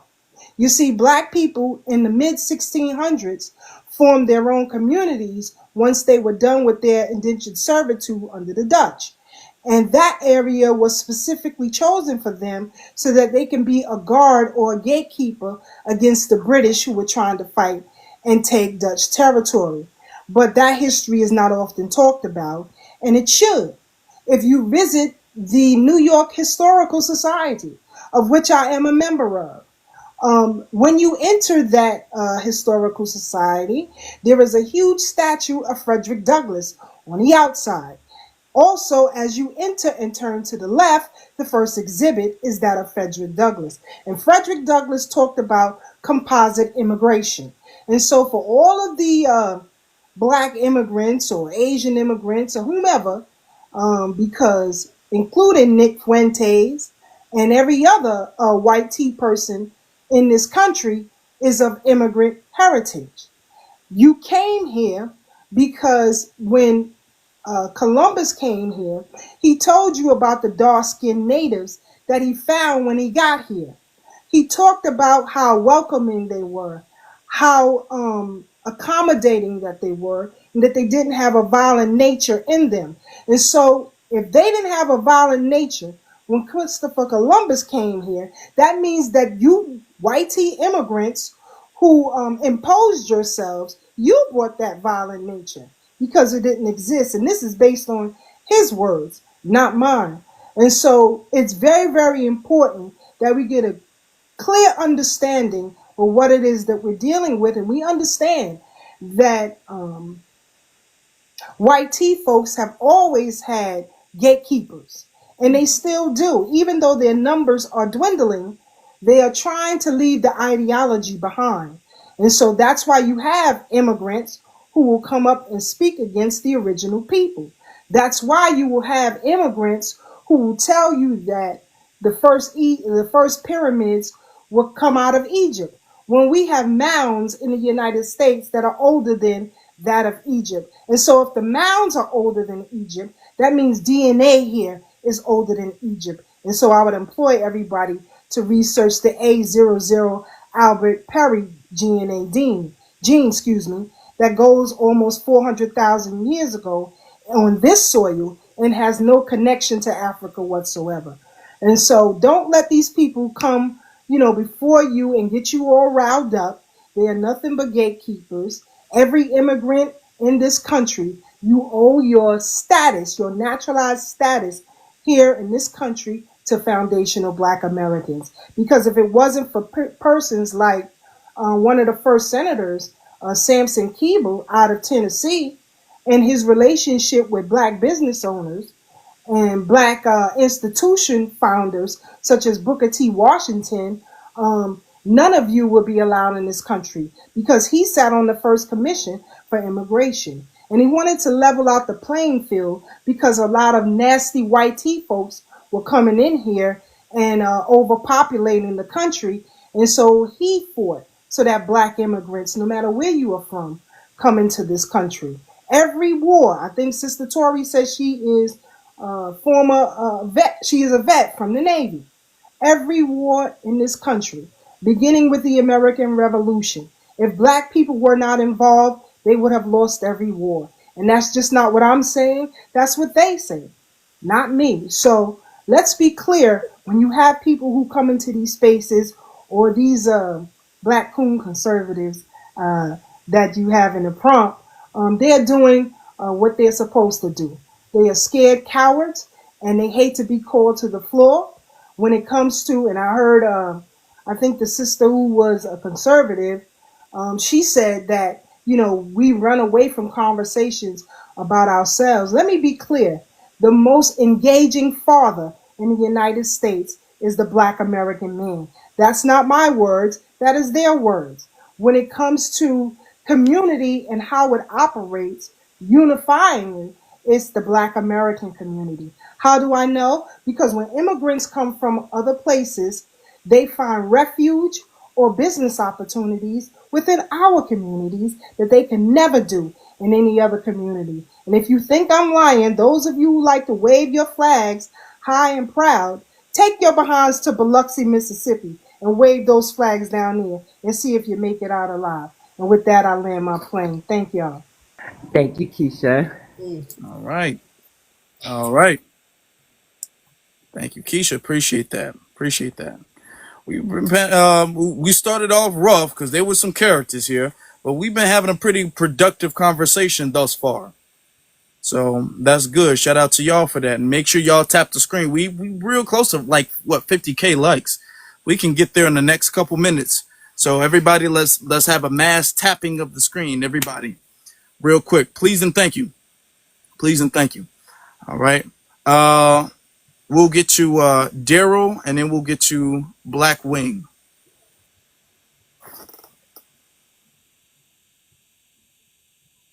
Daryl. Oh, you got it. Darrell. Darrell. Hi, how you guys doing? We're good. How you doing? I'm good. Yeah, I was on a panel for a while. I was about to ready to go to bed, but I appreciate everybody who's on the panel dropping, these gems because there are a lot of misinformation going out there, and there's a lot of uncovered information that's not given. So thank you guys, just for that. I just wanted to say,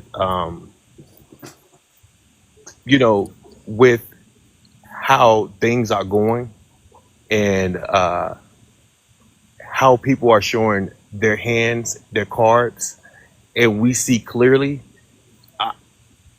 Like what I can say is I give an example. So you say these things like, what you think about this person who had 34 count felonies? This person who had SA people, and then you ask these people, and these people would say one thing, but then when they think it's Biden, they want to talk down on him. But when you turn back around and say Trump, they turn back around, they twist words, and it just gets a little bit tiring. So I just actually just wanted to come in and just actually what I really wanted to touch on was I think Fifi was the one who brought this up. I work in the field with a lot of different ethnicities, especially when it comes down to African people from like Africa, Nigeria.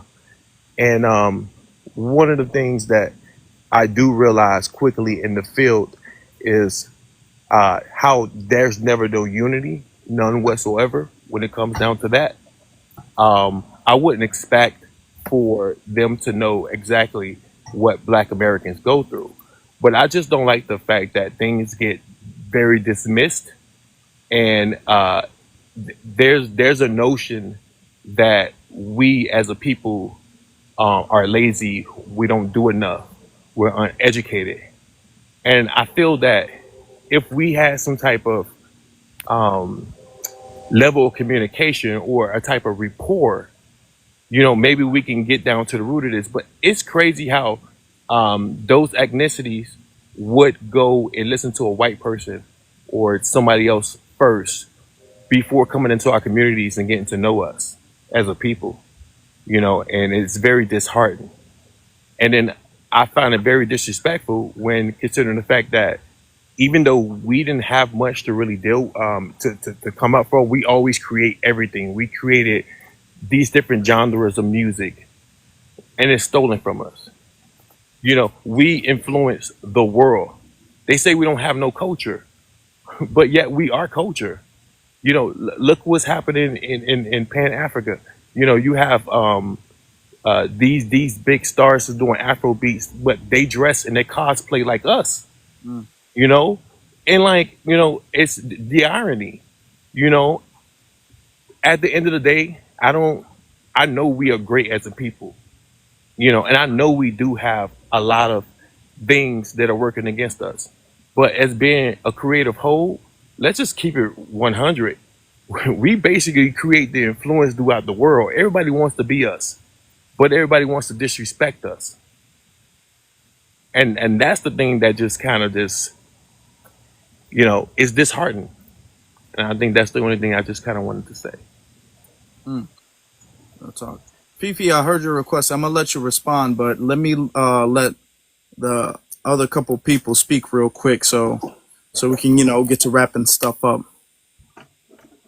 So let's get to Black Wing, and then we'll get to Omega. What's going on, y'all? Peace and blessings. Okay, America, I want to ask you this question. Will you realize, no, I'm just asking the YT America, will you realize this is your shit? I want to put this out here. I can't describe it in any other fucking way. I'm sorry for cursing. Shout out to the TikTok shop. Bear with me here. But that's all I can describe it as. Will you realize what happened basically to CK was you? What happened in Colorado was you. What happened at the United Nations in front of damn millions of world leaders was you. What happened at January 6th was you. What happened during C-19, that was you. And I'm really saying this for real talk. You won't admit it's you because you need somebody like Brandon Tatum, like Candace Owens, like basically Katrina Pearson, like basically Diamond and Silk, like basically I don't know who's that damn who's that other girl that look like Buckwheat? I don't forgot what her name was. Oh yeah, Omarosa. Still don't know, and I'm still trying to wonder, Omarosa, what did you do while you was in the White House? I just want to know. You was literally in the White House working at a job you don't know what you was hired for. Like, I'm literally saying y'all need somebody to like us to kiss your ass, YET people. That's why you always go to the black friend, the black spouse, the black basic, the biracial anything. You trying to escape this systematic thing that you created to fit you. And you won't realize now you cannot admit that you can basically go through this system. You create a system you can't be a part of. You want to experience it, but racism to you is kind of like basically getting a Starbucks order wrong when it's a mocha and you ask for a caramel frap. To me, racism is basically getting kicked out on the street, basically dodging pum-pums and basically running for my dear life while I'm in my drawers. Like, seriously. It's mind-boggling at the fact that basically that y'all don't think that y'all can go through the system. Think about it. Trickle-down economics, part of your system. The Constitution, a part of your system. Bill of Rights, part of your system. Literally the three branches of government. There's only one representative in the Supreme Court. That is, one representative that's a black male, one black female. And like I'm literally going like this. Another one, 86% of our damn government for the House of Representatives and the damn House of the Senate is 86% white males. And let me just say this for Republicans, for anybody that's saying, oh, we got black representation in the Republican Party. Guess how many black people that's basically in the Republican Party? 4 congressmen and 1 senator. 5 people. 2 of them I wouldn't have a conversation with if they paid me to. One looked like Mushmouth, and the other one got a hairline so far back, I swear to God, he got his hair cut by Supercut and got a 5-finger discount. Like, I'm literally saying this for real talk. Do you think I want to talk to Byron Donalds? Do you think I want to talk to basically Mushmouth looking ass Tim Scott about any issues going on in my community that they physically can fix? All they're going to say is, why are you playing the victim? You can pick yourself by your bootstraps. We was better in the 1960s. I bet you grew up without a father. This is what I'm getting from the Republican Party. And I also like to say this to the Republican Party. You saying that we're on a Democrat plantation. Okay, cool. Get black women to vote red. Down the board. If you can get black women to vote Republican unanimously. I don't care if it's the damn most ignorant, racist piece of shit that basically I ever caught my eyes on. If you can get black women to vote red, I will literally basically say, hey, the Republican Party, you got my vote. There must have been something from this candidate that got you to have 8.4% of our community to vote red. But I'm still wondering how you're gonna get that to work. How you gonna basically get the single mom, the welfare queens, the layaway queens? Don't forget the bus riders. Oh, the weave whackers. Like these things that you actually say on a conservative lies about your other half. I really wonder what your mama thinks about you every time you get on a mic on it. Like seriously, because you say this about us, but you want us to vote red. I'm literally saying this for real talk. Anybody saying that we should basically mourn Charlie Kirk? Here's the thing, though. I would rather this is what I'd rather do to Charlie Kirk right now. I will look at him and say, "Hey, it wasn't us. Fix your shit." Because you had, and here's the problem I'm having. Here's the problem I'm having I'm gonna let you with the land, shit that's going on. but yeah, With the shit that's going around. With the shit that's going around. You need a black man to tell you there ain't shit on the ground. You literally basically stepping in this shit. You're not going to the doctor. You're not going to the mental health clinic. You're not going to the psychiatrist. You're not going to a therapist. You're not even going to fucking AA. And you're drinking moonshine on the daily while you're going to church.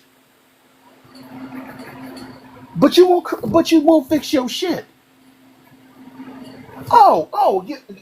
You're blaming black people for affirmative action, but yet you only graduated high school where the average black woman is graduating with a master's and the average black man has at least gotten a bachelor's inside of a prison.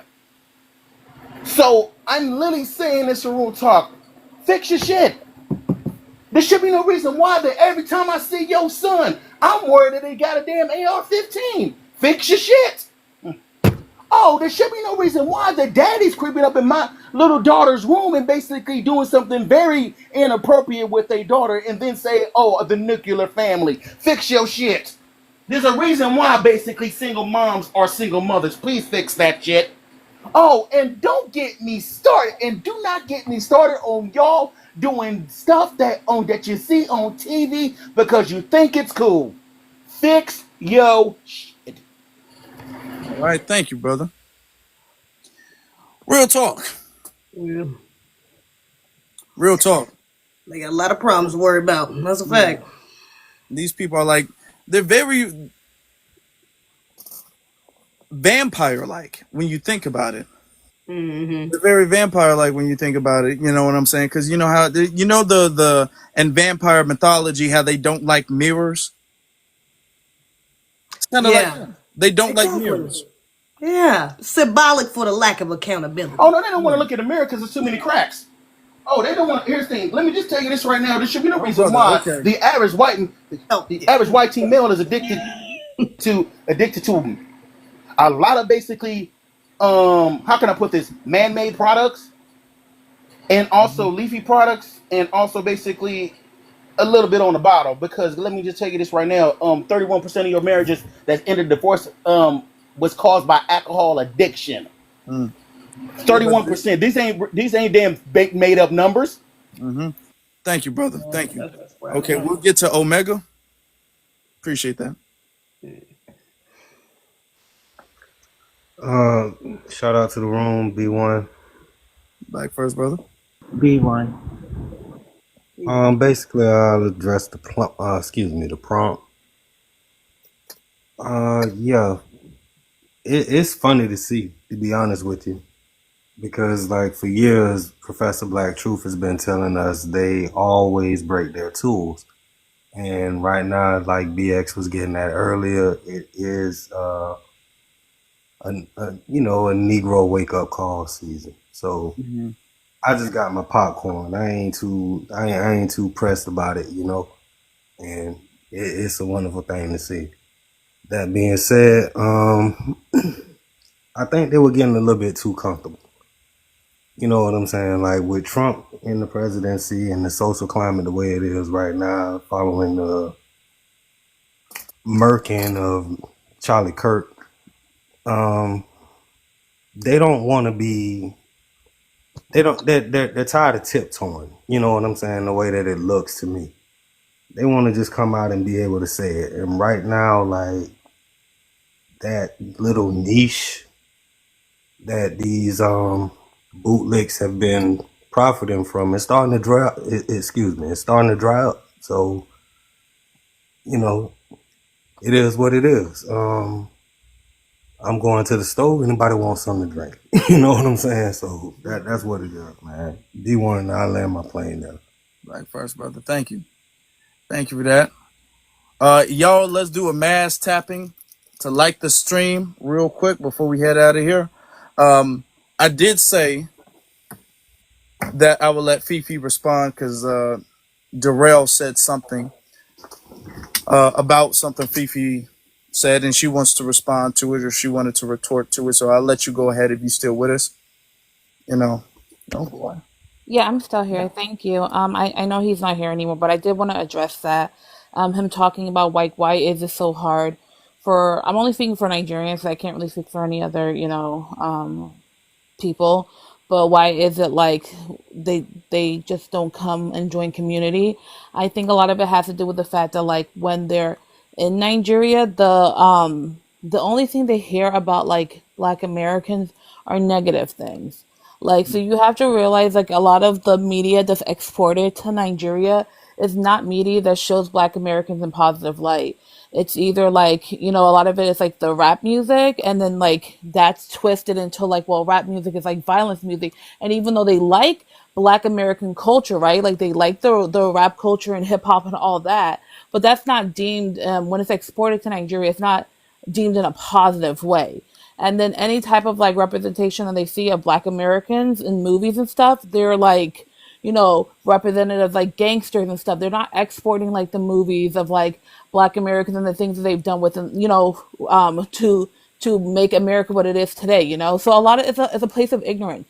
A lot of them don't realize that like, hey, Black Americans actually played a fundamental role in shaping, like, in literally building this country. Black Americans built this country with like their blood, sweat, and tears. And the reason why the country is where it is today is because of Black Americans. That's not exported to to Nigeria.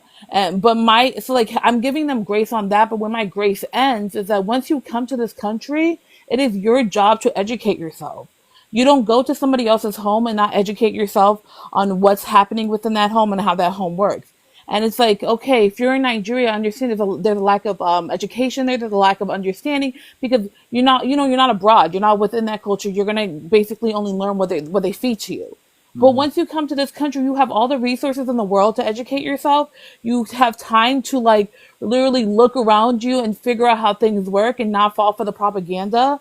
And I think that's where like I said, where I get frustrated because like you are in America. At the end of the day, like you have there's Google, like Google something, read a book. Like it's not that hard. And I'm not trying to be mean. I'm really not.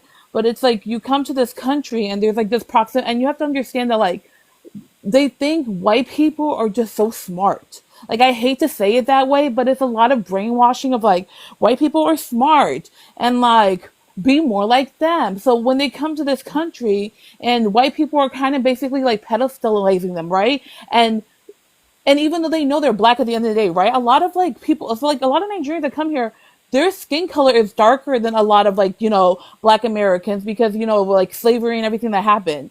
And even though they know that they are more melanated than Black Americans because of that proximity to whiteness, right? The white people are telling them, oh, you are better in a way, or you're more hardworking, or you're not as disagreeable, X, Y, and Z, whatever nonsense they say to them, right?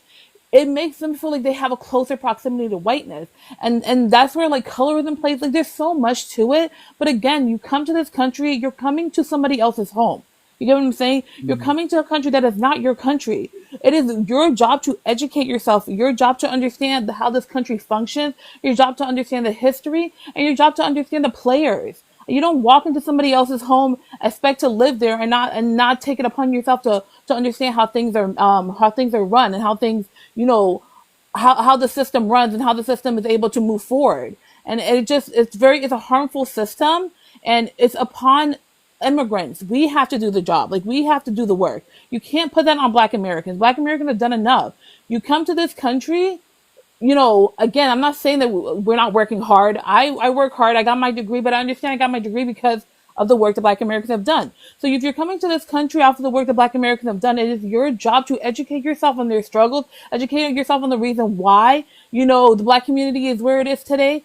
Educate yourself on redlining. Like, we have like people like Ruby Bridges who are literally still alive, like who you know help integrate Baby, you schools. gotta Like, land. You gotta land, baby. You gotta land, baby. I'm sorry, but I just want to say, like, we just have to educate ourselves. That's literally just what I want to say. We appreciate you on point, though. That's a I'm fact. sorry. Not a pastor. Fifi, I want to just put this Did out y'all here. see? Hold They on, know. brother. Hold on. No, hold on. I'm sorry. Because we just got a violation. I don't know if y'all saw that. What? Yeah, No, you would see it. No, I we thought don't see it. unless You want to one see it. minute, yeah, I Black saw it. Queen. But what? So if you saw it, only the person who was getting violated might see it too. If it instructed you to drop them. It didn't instruct me to drop anybody, but we just got a violation for hate speech. So Really? yeah, we did, What? and I just contested. Y'all that Thank God I was butthurt on mute. So That's for hate crazy. speech? It might have been, bro. He was going for it. I was about to say that's why I stopped you. I was like, no, bro, no, bro.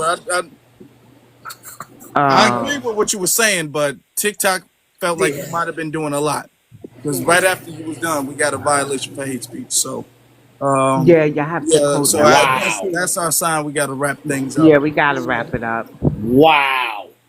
Yeah. Yeah. Hmm. So I'm just asking. Before we head out, I gotta ask this question. For the people that basically reported us. So if there was diamonds in the shit, would you dig in the shit? I just want to Yeah, know. thank you. Yeah, I Yeah. mean, Let's let's move on. You Let's move let's on. not know. even go there. Thank you, brother. Yeah. Thank you. Agree. That's crazy. It That's was a crazy. nice Right. calm tone. Everybody giving their insight. Right at the So can end I say too. something? That's I want to crazy. address Fifi.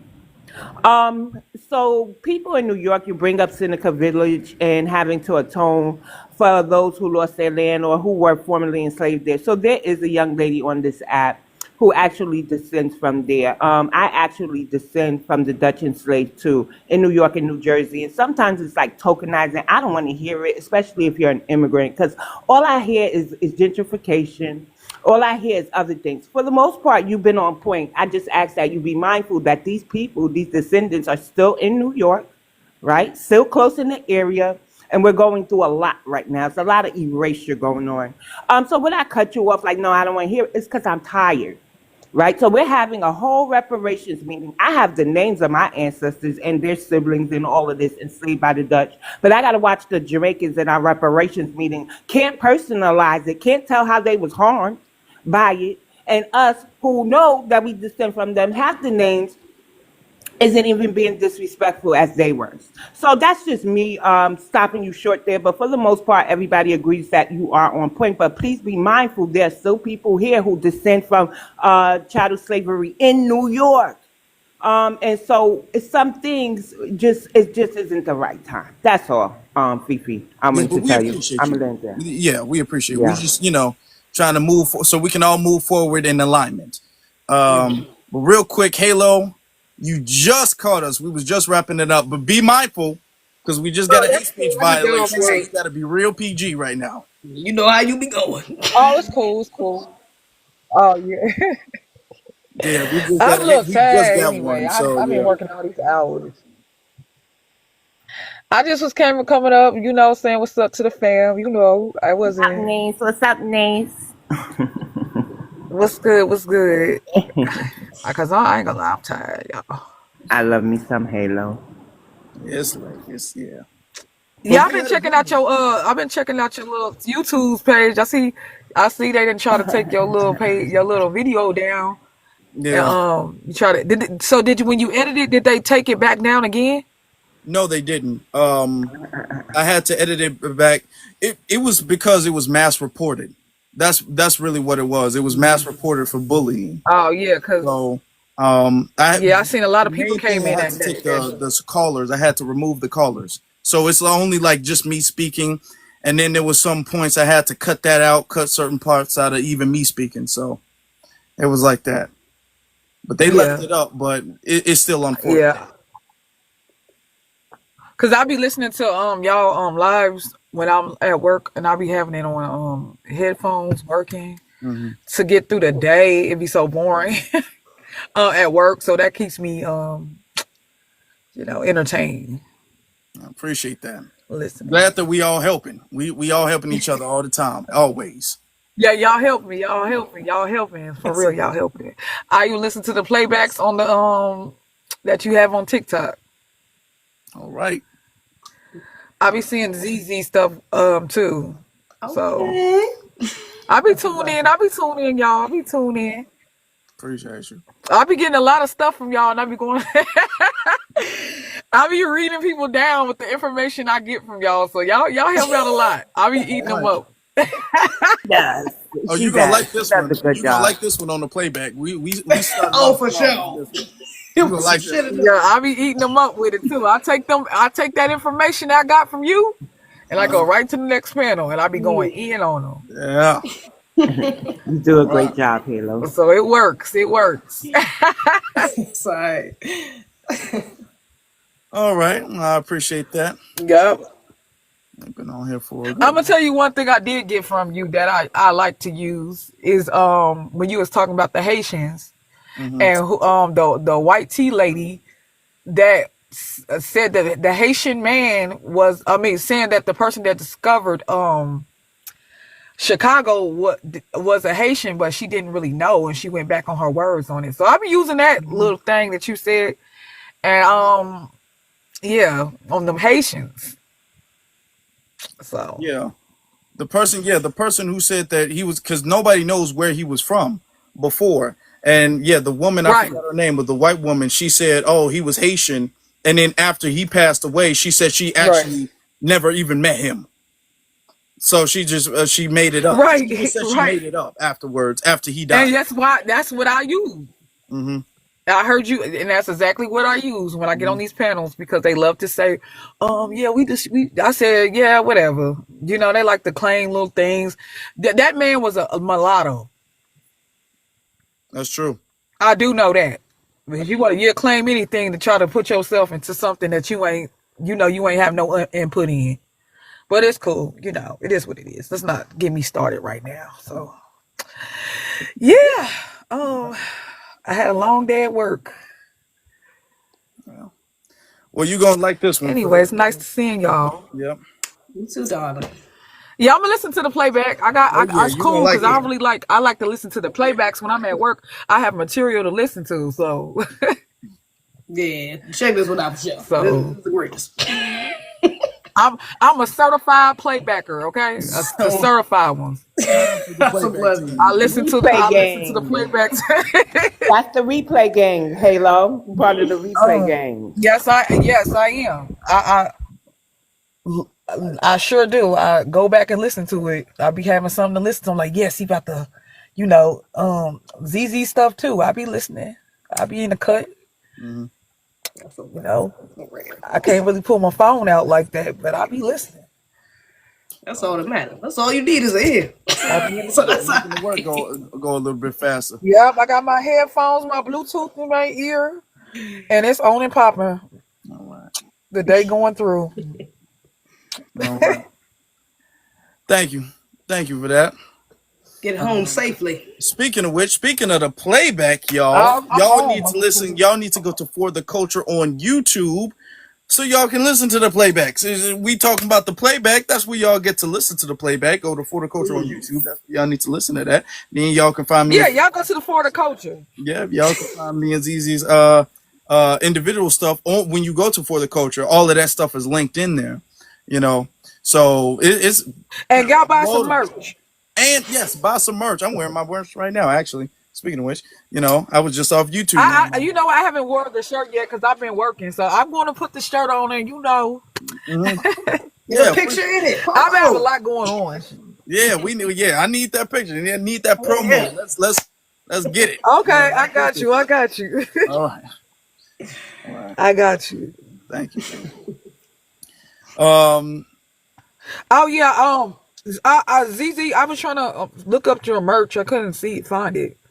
It's in my link tree. It should be in my bio, but it's in my link tree. It should be in my bio. Actually, yeah. Is it on TikTok? Yeah, it's on TikTok and on Instagram. Okay, well I'm gonna have to visit over there. Thank you very much. I appreciate that. Okay, I'm gonna go take a look at that. When we get off of here, I'm gonna go look at that. Okay, appreciate that. Well, yeah, a good one. Y'all need to go buy that merch. Support, y'all. Go support. Yeah, get that FBA merch though for sure. Yes, indeed. Yes, indeed. All right. ZZ, if you have any final words, and then BX can close us out. Final thoughts, man. Definitely appreciate a lot of the speakers tonight. This was a fun one. This was an interesting ride, to say the least. In this conversation. But yeah, time's up, baby. Hey, look, it's a in everything, it's a spiritual warfare. Okay, it's always a spiritual war first. All right, so. We know that there's a rise, there's an awakening happening with foundational Black Americans. You can deny it if you want to. Hey, you don't gotta feel it. You can act like it's something crazy, whatever. Wait for Jesus. Do you? That's fine. You want to hide behind the white supremacists? That's fine. But just understand that you are on a time clock. The time is ticking. It's over.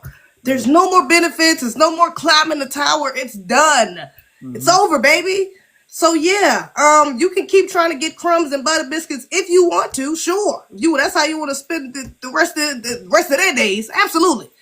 But I would suggest otherwise, because when it's time to come back to us, we're gonna be looking at you like, who the fuck is you? They not like us. All I'm saying is you can get on code or you're not. It's up to you. But I think it's a clear decision. It's an obvious decision on which one is more beneficial for you. I digress. Yeah, I was looking on your page. Is it Showcase? It's in the description. ZZ, is the Showcase? Mm-hmm. The Showcase, right? The Showcase? No. It's in like the link. Like hit that. It say Showcase. Do you see anything that say YouTube link? It should be right under her name. Right under her name, Halo. It should be a link. If you click it, it'll take you to another site. I see it now. I see it. Okay. I appreciate you. That's a blessing. All right. Let's go. Y'all make sure y'all go to For the Culture on YouTube. Go to For the Culture. Great stuff coming up. Great stuff already there. If y'all want to listen to the playback, and trust me, this playback was good. Y'all want to listen to the playback, go to For the Culture on YouTube. Subscribe. Y'all subscribe to our channels. Y'all definitely make sure y'all want to do it now. Do it right now. Okay? Do it right now. Okay? Or at least after we leave. Tap the screen before we leave, though. Tap the screen. Tap the screen. Thank you. You know what? We be popping in the day. We be popping in the afternoon, in the evening, and late night. We popping all the time. Okay? Around the clock. So y'all make sure y'all follow so y'all join the conversation. BX, can you close us out, please? Sure. Thank you to everybody who had shared the live, tapped the screen, who completed their daily heart mission. If you didn't, do it now. And thank you for such a calm room tonight. I didn't have to come off my mic and act a fool. You didn't. You know what I noticed though? We weren't even talking with any type of aggression, and all I look in the chat is seeing, wow, they're so angry. Wow, they're victims. I'm like, what are we saying? I gotta remember, they just like to use those buzzwords to kind of, get a reaction out of us. So I'm glad, I was on point, not just let them rock, but they got to stop tone policing Black Americans, especially if they don't understand our culture. So, Afro, I got to ask you, when will you be coming back live on TikTok?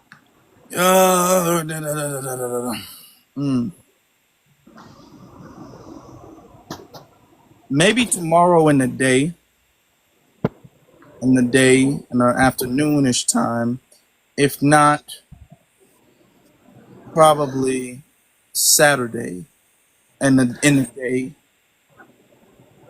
Because I got class at 7 p.m. Eastern Standard Time. So anytime before or after 9 is perfect with me. Eastern. Yeah. We starting to get back on the roll. We're starting to get back on the roll, and I don't want us to slow down again. I definitely want us to get back on the road, but we got some good stuff coming up. So I want us to have the momentum that we had before. So we definitely getting back on that. We're growing quickly. We're recovering. So, you know, I don't plan on stopping. And sometimes it don't even have to be long. Maybe just an hour or so. You know what I'm saying? It don't really got to be long. But whatever time fits best. But I'll let you know. Okay, no problem. Look, I see you, Earth Angel. Love you too. All right then. So you like this time frame, Afro? I, I do. I do. This time frame is cool. The audience was Okay. very interactive. This is a good time. Yeah. It's a good time. No problem. I was just wondering. So love, peace, and light, and reparations to my foundational Black Americans. I love y'all for real. Be one. Be one.